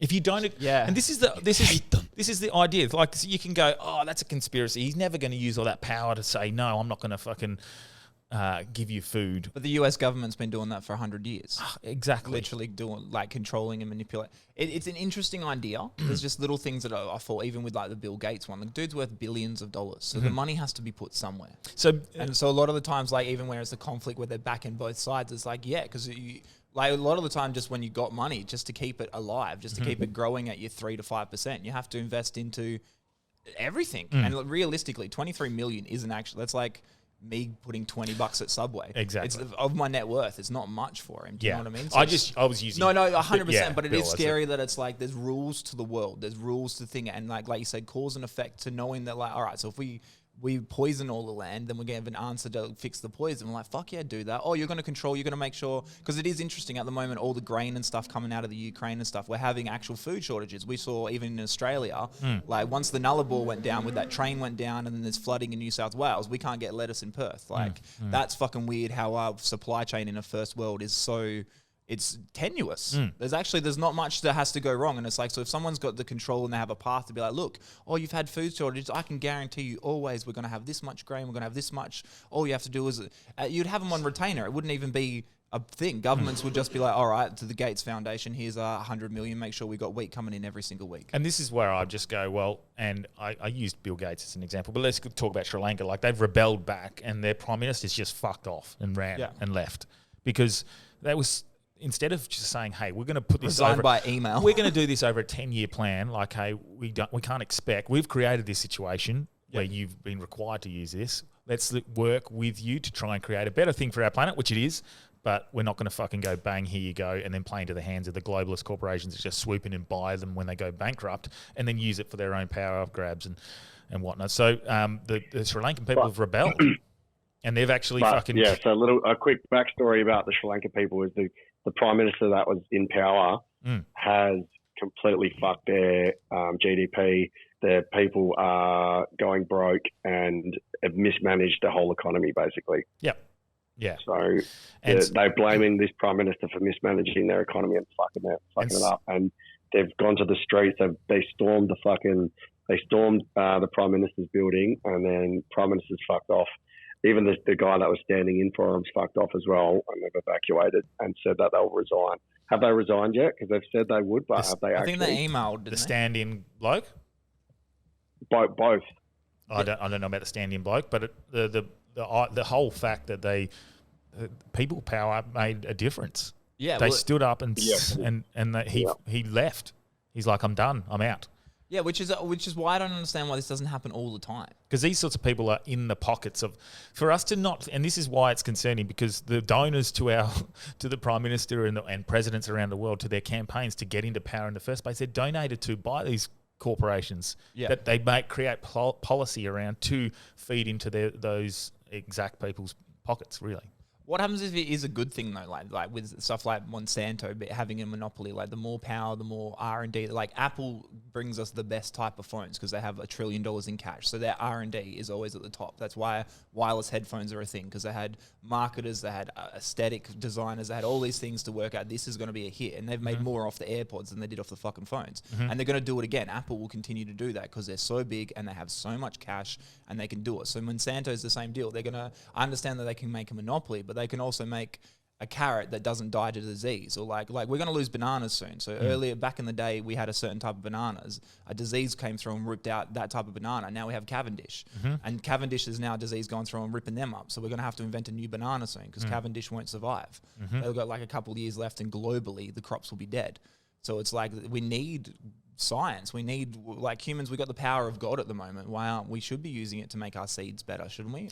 I don't know that we want things organic and healthy, but even then, those ones, the tomatoes we're having, that's not a natural tomato. That's not what a tomato was 100 years ago. Not anymore, yeah. Now, that's the question. Is it, so you got like, is it, I don't want to mispronounce her name, Indian, Veranda Shiva, I think her name is. I'll have to look her back up. She's been on a few podcasts recently. She was on Russell Brand's podcast. And she's talking about our connection back to Earth and like sowing cotton organically and doing it correctly and returning back to the old ways of old. Yeah. You're right, though, because our seeds and stuff have been... Well, America are doing that with childbirth at the moment. Our seeds and stuff have been manipulated and processed so heavily over the years that we don't have the original, I guess, fruits and vegetables. And, but who says original's better? Like, if you've made a fucking tomato plant that produces more tomatoes... Yeah. Then for me, give me that fucking tomato plant. I'm getting more bang for my buck. Well, that's exactly it. There must be a line. But that's the capitalist way of thinking in regards to like, hey, I'm going to get more bang for my buck, but are you going to get more goodness out of it? But if it's the same nutrients... But it's not. If it's the same nutrients and you get more tomatoes... But it's not, and which is the issue. So if you can find something that's the same nutrients... I'm sure they can figure out a way to fix that. Yeah, but they're not. They haven't. Are they not? I thought that's what they have been doing. They're trying. That's what Bill Gates is trying to do. He's trying to do this digital seed that reproduces and goes forever, whatever. You know. Yeah. But people will vote with their feet. Like, think of organic matter in your foods. There's a premium on that. People are prepared to pay more for better quality. Eventually, the clock will, the pendulum will swing back the other way, where if everyone's getting sick because of the food... The thing is, they're not paying more to get better food because it's there. They just go to Coles or Woolies and it's so underpriced. Yeah, it's so saturated that the organic can't compete. I'm surprised now that I've got like a coach who's like telling me what to eat and stuff. So she gives me what I'm allowed to eat. It's basically just chicken breast and vegetables and stuff. The chicken breast is the most expensive bit because I'm trying to get the free range chicken. I don't know. I just want my chickens happy before they die. I don't want a depressed chicken. But like the vegetables are cheap as fuck. And I always wonder, I'm like, how are you making money selling these? If I'm buying a cucumber for $1, how much were they sold to Woolworths for them to make a profit? Just even thinking the cost to get the cucumber out from the back and put it on the actual shelf, the staffing costs, the labor, the logistics, all that sort of shit. What are farmers getting? A cent a cucumber? Well, and this is so how is that profitable? You have to grow 1 million cucumbers for $100,000 with using. Imagine if you have to use the more expensive fertilizers, the more expensive fertilizers, and then add in the cost of fucking fuel, the inflation rates. All of that is all adding to this pressure on farmers, in which the people with the money, the globalist corporations, are swooping in going, hey, you can't afford to do it anymore. I'll buy your farmland, I'll buy your business, and I'll take over. Does other countries have like overseeing boards? You know how in Australia we have like there's a potato board, there's a banana board, there's all these like governing bodies that you have to sell your shit through to be able to goods sell and your stuff food. like that? Yeah. So do you think there'll be a global level like that? Like if you want to be a potato farmer, you have to pay your dues. You have to give us a certain cut. You have to do all that sort of shit because those rules are already in The Jews Australia. have nothing to do with potato. You have to pay the Jews potato money. Everyone knows that. Read a Bible. But like that's why like Tony Gallardi's so big because he went against the Spud board and stuff. So like maybe this is There a must good be cause and effect. We get But the bad guys, so then we have that microbes rebellious aren't streak. a bad idea. What's that one? Microbes is, I said, like what Bill Gates is doing, maybe he realized he's fucked up and is fixing the problem that he's caused, but it's like just pure circumstance. Like that's not a conspiracy. Let's say if you've got tons of cash, you invest in Nike and you realize Nike's using child labor and you fucking don't want that, then you go, right, I'm going to move my money to Adidas where they pay their workers fairly. Yeah, and try to. So it could be something as simple as that where he's fucked. But if it's he realizes he's fucked up. But if it's a continuing pattern for him, do you think that's an issue? Like, and again, we're just using him. I think as an example. just using him as an example, I think the idea of good and evil, you got to throw that out from here. Just base human. Once you understand someone's intention as a person, you understand completely their actions. And I feel that if you're Bill Gates and you've already had that big an effect, you want to live forever. You want your name and your identity and who you were, your small time on Earth to last. That's what any real human wants, really, is they want to live forever, right? Yep. I think that he's in a position to change the world for the good, and I think that might be what he wants to do. Even that talk about donating his money, I don't see if you're in that much money and power that you wouldn't want to have an everlasting influence. Like Hitler, we'll know Hitler forever because he was a real naughty boy. He was a real knucklehead. But maybe we'll know Bill Gates forever because he did something good with all his money and power. If that was me with that, maybe I'm just trying to be airy-fairy. But if I had his much money and influence, maybe I would be trying to make it so everyone in the world can eat for free. 100%. But I just keep on seeing, and this is where my theory is. This is all in because he's already richer than sin. Like, what is he going to do with that money? What else is he going to do for the rest of his life? Just wank into his own cash. For me, he is just part of a much grander syndicate. He's a pawn, in my opinion, in a much grander syndicate that is working towards the Great Reset, which is you can look at it on the World Economic Forum website, where they basically just want to use this opportunity of pandemic to rebuild the world in a central fucking economy, a centralized currency, a world that's governed to by one central fucking thing, and that is literally the new world order. Yeah, that is it's a playbook of that. The Georgia Guidestones, which we can go on to next, is the whole idea is that we have a centralized world governor that basically dictates to the world and has power, which works in favor of obviously the central currency, the central food suppliers. I just feel like it's just we're working towards a Great Reset in that regard, and it doesn't sit comfortably with me. But this idea also, just to that thing, so that little spur of like where it doesn't sit comfortable and it's like end times and it's a fear and stuff, that's where I found out the research about who the Q followers are how it links wholeheartedly into evangelical Christians. Okay. Evangelical Christians make up 34% of America, or 100 million people. Yeah. Right? Evangelical Christians, like they did these studies from the American Enterprise Institute, found 30% of evangelicals believe QAnon is completely real or mostly accurate. The same study found 49 believe that Antifa was responsible for the violence at the Capitol on January 6th. So more than half of evangelical Christians. And what that comes down to is that evangelical Christians are told that you're waiting for the end of days. They're waiting for signs that it's the end days. They've got preachers from the beginning of... There's a story about when John Adams ran against Thomas Jefferson. Yep. Thomas Jefferson called him the Antichrist and he won. And there's like all these stories of old ladies burying their Bibles under their house because they thought the president John Adams, the Antichrist, was going to come and take them away. Like evangelical Christians are waiting for the end of time. Yeah. So they want that fear is like, no, the globalists are going to take down the world. The world's ending right now. I'm part of this moment where I think that's what it all links into, is that if you're looking for something, you're going to find it. You know, like seek and you shall find. Like if you want the world to be ending, there's enough chaos and pain and misery in the world to be like, fuck yeah, Jesus is coming back in a minute. Yeah. And you know what I mean? And it comes to that fear about like this new world order, or this new, like as we get more technology and we all get connected together, a new world order makes more sense. Like why would we have individual Like we stopped having kingdoms when we had a country, and we're going to stop having countries once we have a universal. It kind of makes sense in evolutionary standpoint for society, but it does seem super evil and manipulative. And I'm sorry, I know that went on a little rant about the thing, but it's that I feel it always links together. Like there's a reason why the world is scary and hard, and that ignorance is bliss. The less you know, the more comfortable you are. So then when you start knowing these things, like you know about and that listeners. Yeah, like you know about cause and effect, you know about all this stuff. The more you start reasoning, like, well, are they manipulating me right now? Are they trying to make the world all fucked up? So do you think it all links up, like what you're saying there? Either one, because what you put forward, or do you think it is real? Is that a possibility? Not the Christian side of things. No, but that there is like a controlling cabal or whatever. That's a controlling cabal that is working towards centralized power. I think that's a possibility. I think there is a sense of safe. There's a sense of comfort in that idea because then it's not chaos. It's not just a son of a diamond miner had enough money with PayPal, then he bought Twitter, and like Elon. It's easier to think that that's not just a random South African with money just doing what he wants. It's more comforting to know that there is a control, there is a plan to this. There is we're not going to run out of food because Bill Gates is setting this up so he can become the food supply man. And what we need is those hierarchy of needs. Yeah. As long as we're clothed and fed and watered and stuff, we're going to be pretty tickety-boo. So maybe it's comforting to know that there is I like the idea of it, and you can see that there always has to be someone on top.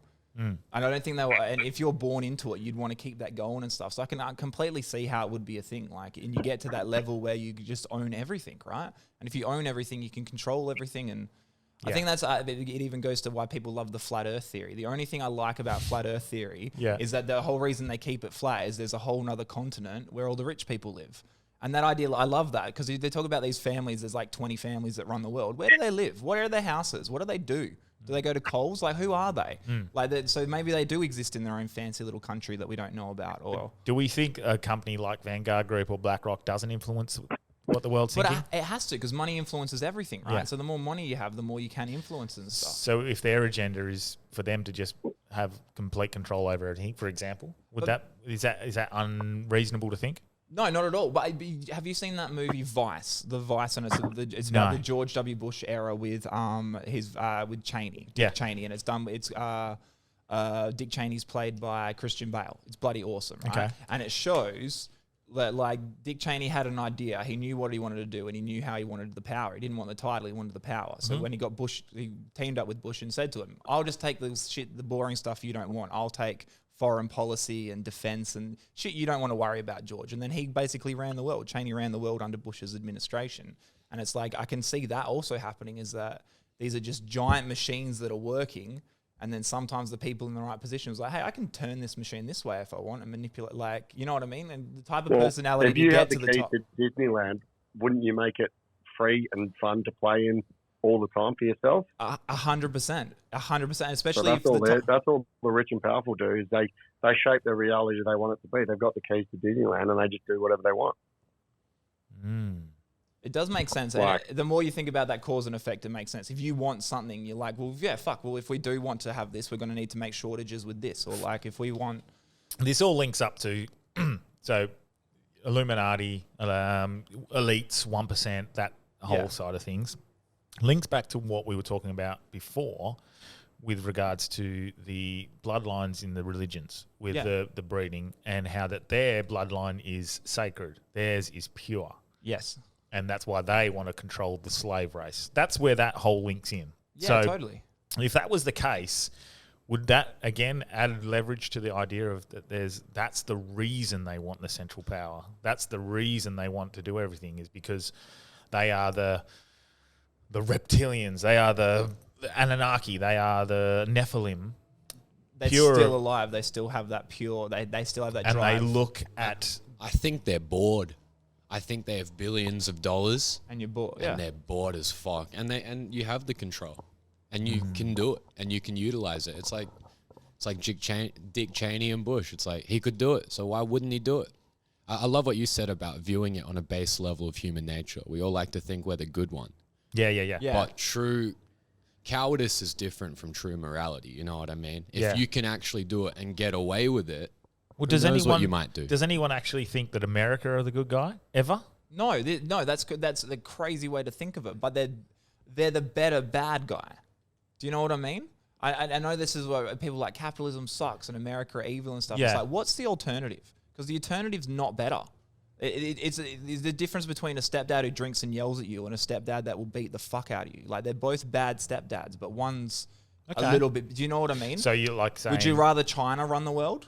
Have you seen what Russia's like? Yeah. Like, Iran stone gay people. Like, as far as we're looking at, like, who's, like, if we're going to have someone in charge, I'm glad it's this giant, semi-democratic, manipulated by money, corporation-driven kind of vibe. Do you know what I mean? Like, That's a reasonable point. there is a level of freedom in that where we're not. But then again, like if we're that part of that Western side, and just playing devil's advocate, are we fed lies and falsehoods about Russia? Are we fed lies and falsehoods about China? I'm not 100% certain. I think there I'm is not a level saying of that's that, what but it is. then you can directly see how their human rights track record, or you can directly see the freedom, or you can see the information. You can see, you know for a fact it's not manipulation. The people in North Korea aren't happy. The people in North, or they might think, I don't know what they. Yeah. Generally, that's not a good place to be living at, and we can see that like that's the options. If we have. But I mean, imagine if Russia had America's resources. They might be the fucking best cunts ever. They Of do. course They you're have gonna be more pissed resources off. than we do. Yeah, they're pretty. Yeah, but They're they literally- live in a fucking ice. They live in negative 40 degrees. Of course you're going to be pissed off, man. in some You're pla- fucking- in some all spots, your country's frozen. in some parts. Yeah, but Some parts they've of got the- Russia are beautiful. Yeah, Russia looks like that was the one thing that blew my mind. Like, got this Trans-Siberian Railway and like how beautiful that country is, and we're presented that this is like a shithole icebox that's Yeah, bad. yeah. But you look at like all the richest people, the oligarchy, these trillionaires and all that sort of like. Clearly, there is so much corruption and stuff going on at that top level. I do, like you said, that they are probably just bored, and I guess that's what it comes down to. If you do think that someone's running the world and they are. So do you think it's just this whole idea of the fact that everything's fucked? I don't know. And we're just looking at. So if we're in Russia, we'd be saying the same thing about our Russian government. Yeah, we wouldn't be allowed to be doing that. That's the first thing. This wouldn't exist in Russia. No way. We'd have the KGB already shutting it down. There's no way there's a podcast happening in Russia talking about, do you think Russia is good? It's interesting because people in Russia are able to dial out and speak out about that sort of stuff. Edward Snowden, for example. Yeah. But does he speak out against Russia? I'm not 100% certain he would. No, I don't think he does. He definitely calls out the American government because he was part of the CIA, he's a CIA outsourced contractor, wasn't he? Like, don't you think these people are searching for meaning as well? Like, we Totally. search for it through art, and we try to go, why am I here? Like, imagine being born into billions of dollars. Like, you don't have the journey at that point. And like, No. yeah, it's great, but you don't have the journey. So what mission do you have to make up in your mind? You know, To justify your yeah, existence. to justify your existence. Well, that's why a lot of them are even like, I listen to this guy, Dave Ramsey. He's real great with money and marketing and all that sort of stuff. But he's so deluded himself that it's like he's blessed with his hundreds of millions of dollars because he's a vessel for God. God has given him that money to manage and do with rightfully and stuff. And it's like, there has to be a level of that where you're like, why am I so lucky that I'm born with billions of dollars in power? I must be chosen. I must be blessed with it. The reason I'm here is to... Do you know what I mean? There has to be some kind of ego thing where you're like to justify to yourself. Otherwise, how do you not lay awake at night thinking, fuck, I should buy food for everyone in Africa? Like, how do you not think that? How do you not just feel guilty about not doing more? You must have to justify yourself. There's a reason I'm here. There's a reason I'm given this much power and influence. There's a reason, and I'm better than them. I agree. I do find it very comforting, this idea of the fact that I'm present in the time in which it's all going to end, all the corruption, all the this. I guess that's what's appealing to a lot of Q followers. That's what appealing to a lot of conspiracy theorists. They feel like it's all coming to an end point. Do you think though that But Christians have been thinking that for fucking 2,000 years since Jesus died. That's all they've been wanting is the end of it. But when they talk about, have you seen the South Park talk about the 9/11 conspiracy? And their little tagline to it is, it's the most well-orchestrated, highly sophisticated plan that went perfect every single step. Like, it's so, for September 11 to go exactly how it did, if that was planned beat by beat, what a perfect plan. With thousands of, humans aren't that capable. So a lot of this too, I kind of look at it as like, is someone smart enough to be this manipulative and plan it out? Can someone actually work out? Because we're like, we don't. One of the sons of God. I feel if we're going down the conspiracy path, yeah, I have this sense that one, they sort of adapt as they go. They're like, okay, this is not turned out the way it is, but we'll just implement these ideas that we had in place. Yeah. We'll fast track this idea that we had planned for 15 years, and we'll do it in 6 years. And that's why sometimes it doesn't work, and it's the cracks begin to. You see them unfold.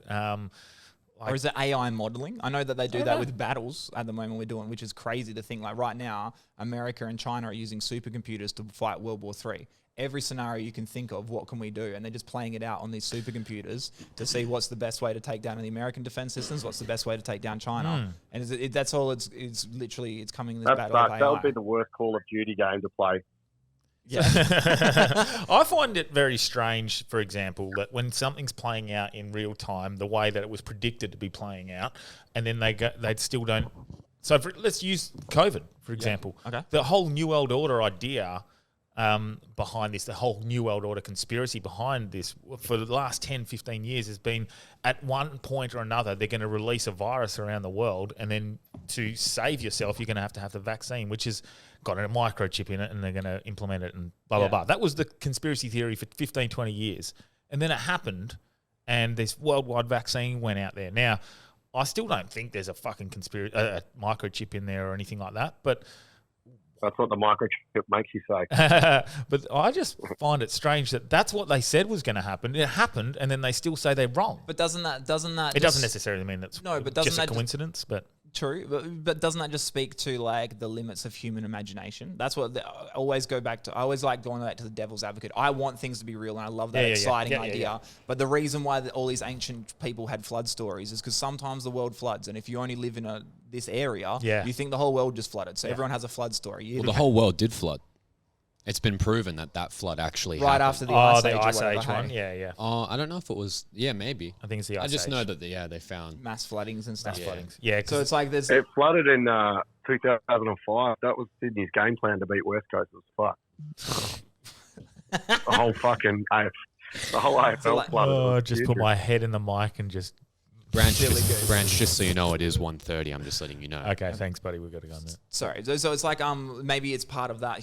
So there's a video game called Deus Ex Machina or Deus Ex or something. And it's like all I remember in that game is you got like all these extra abilities, like robot abilities, and they tell you to come in for a servicing. And I just found it dodgy. I'm like, I don't want everyone's gone in for a servicing. I'm not going to get it. It's part plot twist. I don't want to give away the game, but it's part of the game that later on, if you had that servicing, it corrupts you and you lose all your powers and shit. But in that game, in a made up game, they had the same theory that you're talking about. But also, I was so dubious. I didn't want to get it. I felt but then in real, like, so that was just in the game version and it turned out to be true. Like, obviously, it might be that whole, like, this is a shotgun on the shelf in Act 1, it has to go off in Act 3. So maybe that's what I was thinking when I'm playing the game. Yeah, because we've watched scripts so many times in movies where there's always a plot twist in which So maybe it's that, and maybe it just speaks to that. Let's like you said, basic cause and effect. How do we have everyone to get a vaccine for something? Well, we need to have something that everyone needs a vaccine for. So like it does like line up. It's a logical thing in the future that's going to happen. How do we inject everyone? And even from the Bible days, the number of the beast and stuff, where they talk about 666, and then people's like that's going to be human barcodes. And then when people getting credit cards, like McDonald's is the reason we all have like FPOS. McDonald's did a study and they found out if you use FPOS, you spend 7% more. So you think of 1 billion people buying a Big Mac every day, spend 7% more. That's why FPOS is now a huge thing, and now we tap and go for everything. And that was literally when that first started. People were freaking out. Evangelical Christians. That's the number of the beast. You've got a credit card number. You got a social security. Now you're marked. You've got a number. You're just the number of the beast. Yeah. It's the COVID-19 is considered the jab is considered to be the number of the beast. What else was considered to be the number of the beast? Your birth certificate, number of the beast. So there's all these. I also think that we're just the fucking humans naturally will always look as a way to explain things. We're always looking for a reason why and an explanation because it makes us feel safe and in control of our world. So if there's a conspiracy that explains something that's happened naturally, we're gonna believe that because it makes us feel safe and have some kind of power and control over our world. Conspiracy theories are definitely legit, but I'd say there's like a pretty equal balance between things that are conspiracy and things that are just humans trying to make sense of what's happening to them and why it's happening. So even COVID, like, yes, there is conspiracy theories that have been proven true about COVID, but at the same time, it's also a situation that's happened. And actually, I remember when COVID first fucked shit up, I was like, man, fuck, I wish they'd invented fucking vaccine. And then when it came out, but then when it came out, I was like, oh no, fuck the vaccine. And you try and make your narrative fit. Yeah. So yeah, but it's even like that, like, anything, like the theory of where it came from, though, like where this COVID, were they actually making a virus and stuff? I invest heavily in this company that IMU and Immugene, and they're making a virus that beats cancer. It eats cancer, and I've always thought of like, what if they fuck it up and it gets out and it eats the wrong cells? They're literally making a virus that you inject indication that and it eats the cancer and it'll cure cancer. But what happens if they get it wrong and it eats other cells and then that gets out? Yeah, I definitely, I would agree in certain things. I think half of it's like half mistake, half taking advantage of certain situations, and half's conspiracy, orchestrated. So I feel like something like, let's use COVID, for example. This is my whole theory on the situation. I feel like it was being funded by the United States as research into these biological weapons that they're not allowed to use technically. A mistake happened in China. It got out into the public. They basically tried to cover up all involvement. It goes bad, gets out, and then in that essence they go, fuck, we can actually take advantage of this situation. Not only hide the fact that we had any involvement in the lab leak stuff, that we can also just go, right, let's make some money out of this. And then, but we're still helping fix the situation that we caused. I'm 100% on board. I just think the little caveat there, and maybe it's just my own optimistic view, and I need to take that everything's going to be okay vibe. Otherwise, I'll just eat myself up internally. Yeah. But I think it's 100% that. It's just got to the point that I thought it was impressive that the world got together to find a cure. There was all these people, let's work it out. And the only way you can get anything pushed through in this world is money. And at the end of the day, Pfizer is a giant company. It has all these ties with governments and stuff. So it just became the best one to get it out there. If you've got a new cheeseburger you want to sell or something, you know what I mean? You go to McDonald's, they're going to be the biggest one, the one that can spread it the most. You're not going to go to like the local distributor. Do you know what I mean? So it's like, from that point, I 100% think it was designed on purpose and it got out on accident. Yeah. Just because of how shady it is about everything and the little stories and that's not. It's like you literally have a lab right next to where that happened. Yeah. The coincidence on this is way too high. I'm surprised China let the US even in there. Yeah, and you were funded by Fauci and they said, well, we didn't fund them to do what was the sort of research gain of function. We didn't fund them specifically to do gain of function, but they funded them to do basically what the definition of gain of function research is. So like our hands are clean. And you look at, like, have you ever seen the movie America Made, the Tom Cruise one, where it's the CIA guy delivering like cocaine and shit, and it's like one arm doesn't know what the other arm's doing, and there's money going everywhere, and like. So it's definitely a situation in which, in my opinion, that it's an accident that's been exploited and taken advantage 100%. of, and I guess the only one up for debate for me is whether or not it was an accident that it was released. If it was. I don't know, but I'm assuming it was an accident. I like the ideas where people are like, well, they did it to just see what would happen and see how people comply and all that sort of stuff. But it's like, we've got AI modeling now for that shit. You don't actually have to test it. You can just see what would happen. You get enough people's traits and how people act in. Like, we know how people act. The one thing that you can't predict is how we're going to act, like, properly. Like, when it comes down to it, you kind of though. They can make. Yeah, but you can make all these models like fucking McGowan's government when they bought all the vaccines, and then the modeling's all fucked up, and we had less cases or more cases. Actually, way less cases than they predicted, so they could justify spending money on the vaccine, so they could justify the mandate, so they could justify all the fucking things that they took away from us. And then when it comes out and it's way less than what expected, well, not hard yarns, we didn't expect it, but then they fucking... Yeah, like they go, we got the modelling wrong. It's like, fuck up, cunt. Like, you're just trying to justify the mistakes you made without being culpable or just putting your hand up and going, we got it wrong. Yeah. But that aside, let's do Cam's McLaren's conspiracy. Are you on a time schedule, Branchy? No, we're all good for a bit. Did you Georgia Guidestones? Yeah, you want me to talk about them? Yeah. Let me just. Let's do. All right, so shout out Mission Control. We're about to do... Mate, Mission Control just tagged us in a post. I think they burned us. Oh, no. They've what? All 6 of their followers. Mission Control just tagged us in a post. I don't know why I'm bullying them. I like Mission Control, I think. I think I've met them years ago. I'm pretty sure I did their podcast years ago. I think I can play it. So should we listen to it? Yeah, let's see what they did. Okay, you should be able to hear it, Delby. Hopefully it plays correctly. We discussed the beef that y'all have. What podcast did you go on? I went on the Inept podcast. So what was actually said? Where's the phone call, Hard Yarns? I mean, like they don't even follow us, I don't think. They had 2 weeks up on Yagan Square on a billboard and still no one gives a What's going on, Hard Yarns? We always, just like yourself, we make contact with all the podcasts that we see emerging. I just felt a little left out that the Hard Yarns came about. They're doing really well, but they have never been in contact with us, even though we're right alongside each other in terms of genre and style. But apparently you called them Conspiracy Light. We'll do a proper event. Everything. We'll do a weigh-in. We'll do a press conference and a weigh-in. Yeah, a podcast cage match. I think they were talking more lawn balls, but you guys just went straight to punching in the face. We discussed the beat. Fuckheads. It's on, dads. Yeah. I don't know. That's all right. That's pretty funny. I'll give that a share later on. Yeah. Did you hear that, Delby? Could that come through? Nah. They said you're a smelly wog. Oh, they just said. Now they're banned from Facebook. Yeah. I'll show it to you later. It's pretty. It's okay. Just send it to me. Yeah, I bet you guys are going to become best friends in the end. Yeah, we're going to get him on at some point, I'm sure. I'm sure. And they can go heavily into some podcasts. But yeah, okay, let's go quickly into... so for those who don't know what... In a light way, let's go into... Here we go, the Georgia Guidestones. Yep. So there was... Mission Control did these the other day with Inept, I think. With who? They talked about this? They went into Georgia Guidestones with Inept, yeah. Oh, well, we're going to do it better, so fuck them. All right. So all right, start from scratch. All right, so lightly. There was a lady called Georgia, right? And she had 4 big old stones. Nah, that's not true. Making up. She was back in 1979, you remember?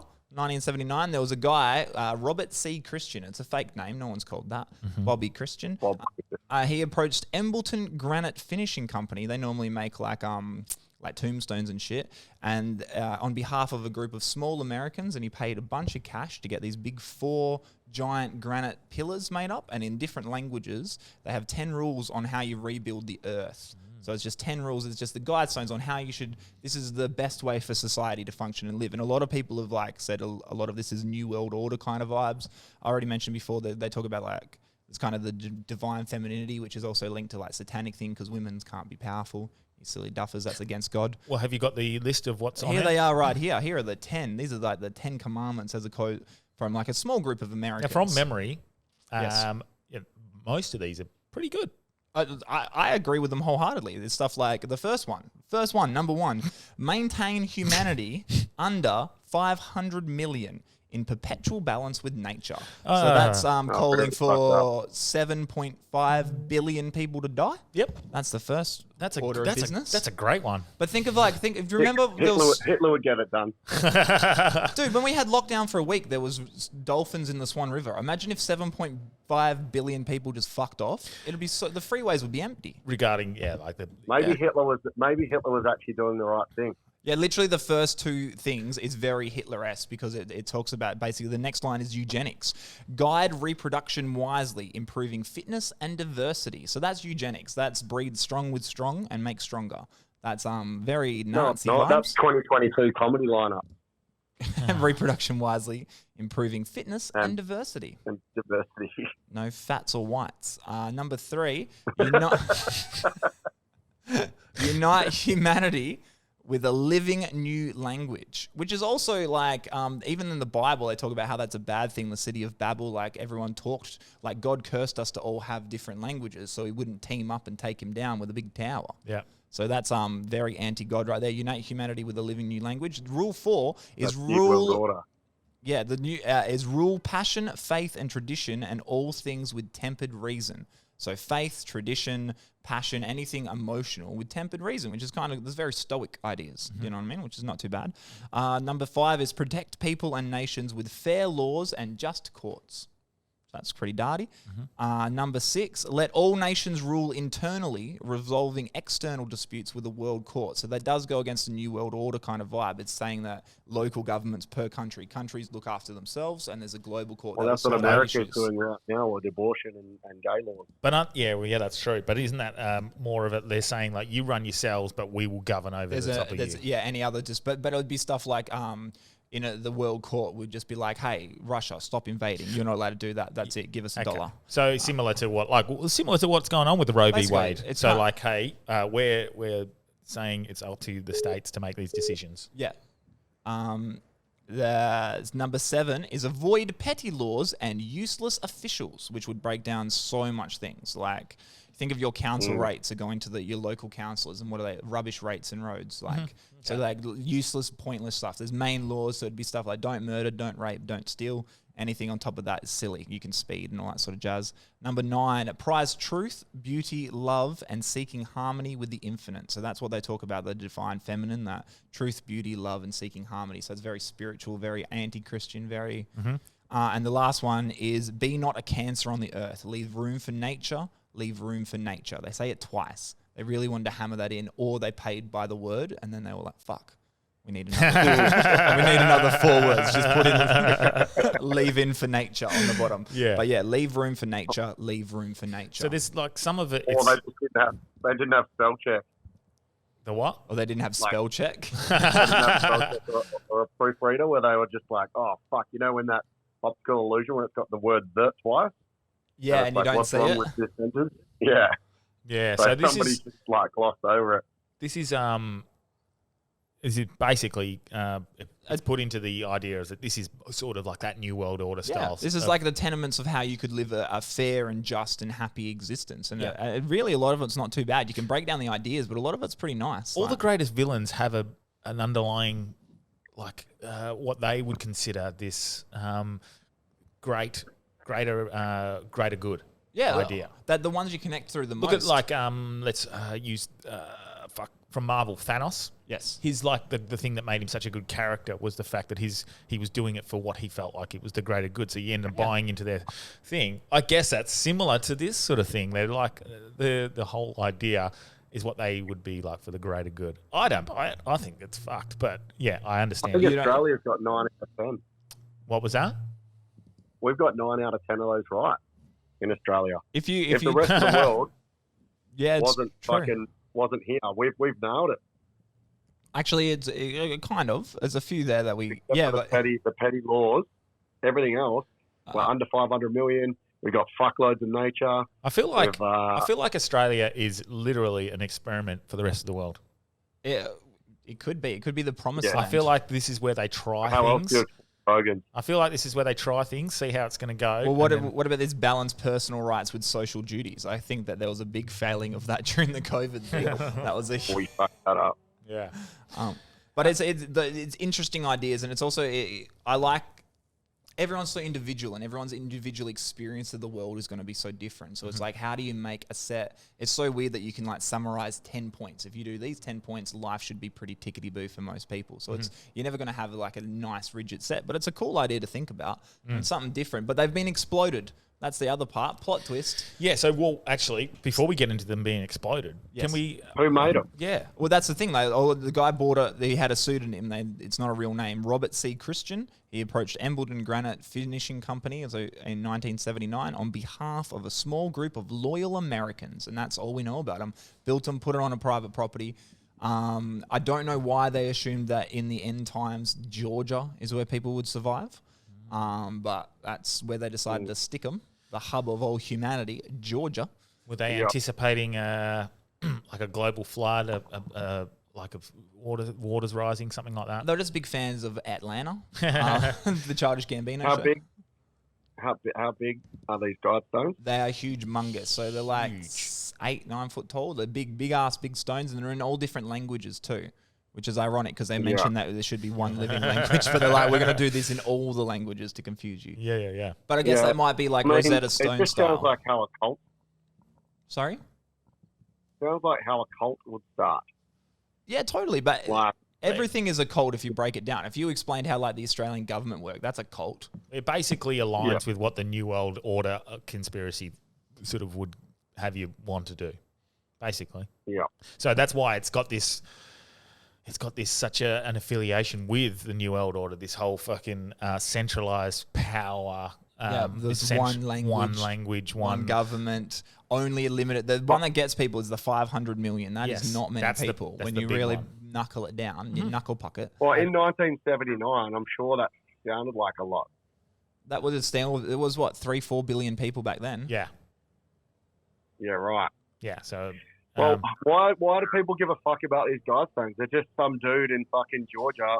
Oh, that's wholeheartedly, but it's that whole thing. It's like you've hit 10 tenements that like shake the core of our actual society, because our society doesn't work on these rules. And if they're saying this is how you should rebuild the world, this is how you make the world a better place, it's what we're not doing now. It's why it fascinates people. People are fascinated. That's why I don't understand why people have built. Why don't people build monuments anymore?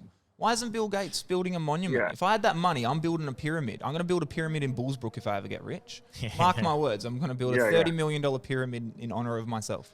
I'll do like an idea. Yeah, why can't we just do the hard yarn 5 fucking legend 5 rules of being a sitcom and just put them on a big ass stone? Like, why? You literally could. You could probably find. Because it just happened. It happened in the 70s. It would have been the peak of that whole, like, you know, the post-60s, like the aliens and the vibes. Because it's so secretive, like the fact it's so secretive gives this extra credence to it. Like, ooh, what's this about? So I don't know if you realise this. So See, for me, my logic range is just like, sorry, Branchy, you go. No, you go. I'm just saying, my logic brain is, who gives a fuck, bro? They're just some fucking stones with 10 commandments on, but from the 70s. So these is there anything? These are they're basically worldwide sort of accepted as the symbol of evil, the symbol of the New World Order. That's what they're sort of widely regarded as. Okay, so what I find interesting, and this actually links in with the Q sort of stuff. This links in with a lot of that that idea of things. Is on the exact same day they were blown up is the Roe v. Wade was overturned. Now, Roe v. Wade would never be overturned if the Supreme Court was under the control of what Q would say is the far left, the evil side of things. And I feel, just my thoughts, this is like a tip of the cap to you that, hey, not only did the Supreme Court, the conservatives, the God side of things are now in control, hey, we're just kicking out the New World Order as well. That's how I feel like we've just blown up your symbol of we are the New World Order. Right. And I feel like on the exact same day that coincidental thing happened, just my own theory. Yeah, no, it actually really lines up because I wholeheartedly now believe it is one of those right-wing, one of those Proud Boys wearing a mask. Is exactly that thought's crossed his mind. We fucking did it. We can, So have you seen it blow up? Yeah. It's very... Because the footage is weird too, that it's literally only the explosion and then the silver car driving off, and it's clearly a shitty old... And the time of it is different. It's been edited. It looks like a light, like some sort of other... honestly, it looks like some other sort of technology has been used, not just a normal explosive, but... Ancient alien theorists. That's how it feels. It feels weird. There's something about it when you watch it. You're like, that's not a normal explosion. But I mean, fuck. Because it only took out one of them, and then the whole thing got demolished. Yeah, they end up having to. So fuck. It could have just been some hillbilly fucking right wing conservative going, I'm gonna show these fucking New World Order. Like it could be. Yeah. But it sort of for me, it aligns with this idea of like, hey, the right wing are basically sending a message saying, hey, we fucking didn't only just overturn the Roe v. Wade, we're blowing up your Guidestones, we're fucking coming for the lot of you. Even Q is saying, are you ready to play a game again? Yeah. I think London Bridge has fallen just before Boris Johnson. But see, I feel like that thing though, that's them clutching at straws to fight to try to. It's that whole thing. The world's going to end. Oh no, next week. It's always coming. And the same as that London Bridge originally, because that's the code phrase for if the Queen dies. If the Queen dies, it gets sent out to all the major things. London Bridge has fallen, and they go into like a certain. They go into a certain protocol as to what happens when the reigning monarch is dead. And then that was supposed to be like that was supposed to be the Queen's going to be dead soon because there was all the stuff with her health. And then it's like, oh, she's not dead. Oh, but Boris just quit. Oh, that's pretty hard. Oh yeah, so it's Boris. Boris is the one going down. Yeah, okay. Do you know what I mean? So that when I looked in, because I was like, oh, that's spicy, but I was like, no, that's literally that. I feel like that one. They were trying to say the Queen's about to be dead, and then because that didn't happen, but this has happened instead. Yeah. But then also you got Boris saying the deep state is going to pull them back into the EU, and so the deep state seems to be this. That's the Illuminati. That's the governing which body. I'm certain there is an underlying deep state pulling the strings over everything. Yeah. I think that's silly if you don't think that people are orchestrating and pulling and creating policy to serve their own benefits. But just checking the time there. Sorry.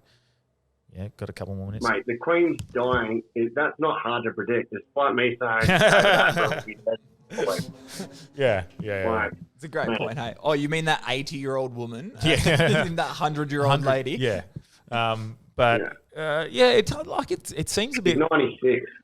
It seems for someone who would buy into that side of things, like Q things, it is that end time.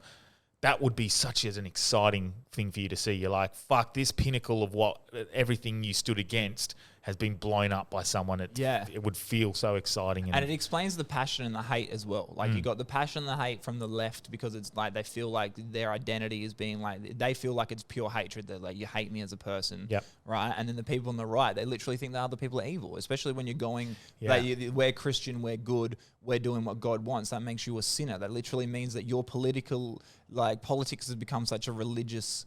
It's such a spicy little... if you're looking for it, if you're wanting the world to end, this is the best time. You mean that the bad guys are in power and it all links up, man. Yeah. It could have just been one dude, as well. I wholeheartedly believe it was. It always is. It's always just that one dude who takes something... Like a Unabomber. But, and I've said this before, do both sides not see that they both want the best for the world? So the left thinks that they're trying to... The far left think that they're, trying to help with identity politics. They feel like they're doing the right thing. They're not trying to be like... No. I'm sure there's fucking people trying to exploit the ideas and use it politically to gain sort of advantages and stuff on the end. But in the general consensus, the far left are doing it because or saying those things because they think they're right. They think they're out of this empathy. Yeah, and then as same with the far right think that it's actually been used to create division. So they're like, no, we have to, move away from that and create this sort of just understanding and that side of things. They both wholeheartedly think that they're doing the right thing for the world. They're not both evil. No, not at all. But that's I wrote that down in here. So the study showed that in 1978, the year before the Guidestones, 50% of weekly churchgoers in America identified as Democrat. In 2001, 22% did. So it even shows then that we used to have a situation where you'd be on either side of the political spectrum in America, but still have one religious belief. And now it's literally going the other way. It's there's us and our religion, and then there's you motherfuckers. So so they're never going to come together. They're not going to be, because they're not the same people. But it's how do you show them the Venn diagram? It's like, no, everyone's just trying to. But I think the best is for Australia to just avoid this shit, right? You're never going to fix that problem. We just need to make sure Australia doesn't fall into that kind of division, which is kind of happening a little bit. Mate, the division is the biggest issue, isn't it? It's creating division. It's creating... but the argument for that and the conspiracy behind that is that division is the tactic. So you don't look at... and so you stops you fighting upwards. Yeah, your attention's here, your attention's there. You're not going, hey... fucking these guys are the guys orchestrating these issues are the problem. Which is also silly because I don't even think you need to put that much effort into it. We are so lazy and so distracted. You could openly be like, yo, Australian government, this is what we're doing on Nauru. And I guarantee you, no one's going to riot. We'd be like, hey, that's naughty. And then the next week, someone will kick 10 goals and be like, fuck yeah, go buddy. I don't think we care enough to be politically motivated to do anything. Yeah. So I don't even think they need to divide us to conquer us. We're already conquered. We just let it happen. We just bent over and took it. It is strange that you see when people... The proof of something happening comes out, and then they're like, "Oh well, yeah, oh well." Let's look at the perfect example. What am I going to do about it? Not one person I know knows that the CDC, I think, had to through a Freedom of Information Act, had to release the data. They didn't just release it willingly. The efficacy on the boosters for 18 to 49-year-olds, there was none. Yeah. There was no efficacy. It didn't work. It did nothing. Yeah. It did for the older. It looked like it had a really good impact, but they didn't want to release that, I guess, because they didn't want it to whatever. But when they released it forcibly, no one said anything. They went, okay, well, are you going to make another booster that does work? I guess they got to go get it. Yeah, exactly. Which I find so that sort of stuff it plays into exactly what you're saying. Like they find out that they were being naughty. They were wrong, and then no one does fuck all. So you're right. Maybe they're putting in way too much effort. We're not going to say anything anyway. We don't. We literally won't. We won't. And it's all just what suits us. Is that because what makes us work? Is that because of fluoride, Jamal? Do you think that's because of the fluoride made us malleable? Yeah, makes us docile and makes us malleable to the elite. Oh, Jamal's going to have an opinion on this. For sure. I think it's a combination of things. I think it's degenerating like what you expect a human to be. I think it's normalizing the idea of personal responsibility not mattering. I think it's the idea of becoming a group collective is more important necessarily than individuality. I think there's so many factors that suppress the human nature to project upwards in a meaningful manner. It's so easy to be distracted, and we've developed technologies and systems that exploit the deepest and most primitive parts of yourself. So how is the more spiritual, without even going spiritual, how is the more developed and more civilized parts of yourself gonna come out when you're stuck in a world where you're constantly dopamine depleted? And that's I don't understand how it is actually possible. I don't think we're going to have another Tesla because we have Netflix. Yeah. We have you know what I mean? And we're comfortable with being distracted. We're comfortable with that existence. We have everything we need. We have food, we have shelter, we have hot water whenever we want. Why? Wow. Our hierarchy We of only needs have is food met. for the Bill Gates. I actually hate that gremlin. I don't hate a lot of people, but that cunt, I hate him so much. Yeah, I agree. He's a cunt. I don't think he's got good intentions, but hey, guys, I'm sorry. This is now Conspiracy Light because we have to cut that short. Wait, thank you for having me. No worries. Thank you for being the co-host. Delby, thanks for calling in from Bali. No worries, boys. Yeah, that was good fun. I'm off to go grab a feed shortly. I just remembered I didn't tell you. I was at Sandbar, which is like this big beach bar in Canggu, which everyone goes after all the pubs and stuff. Yeah. And this girl next to me, she was like freaking out. She's like, "Oh, could you buy me a drink?" I said, "Oh, maybe." I go, "Where are you from?" She's like, "Perth." I said, "I'm from Perth." She goes, "No way." She's like, "I've literally lost my wallet. I've lost my phone." Not the same girl from the threesome. This is a different one. She's like, "I lost my wallet, my phone." I was like, "Oh, really?" She's like, I go, "What do you do in Perth?" She goes, "I work at the Record Bar." Oh, no way. I said, "No way."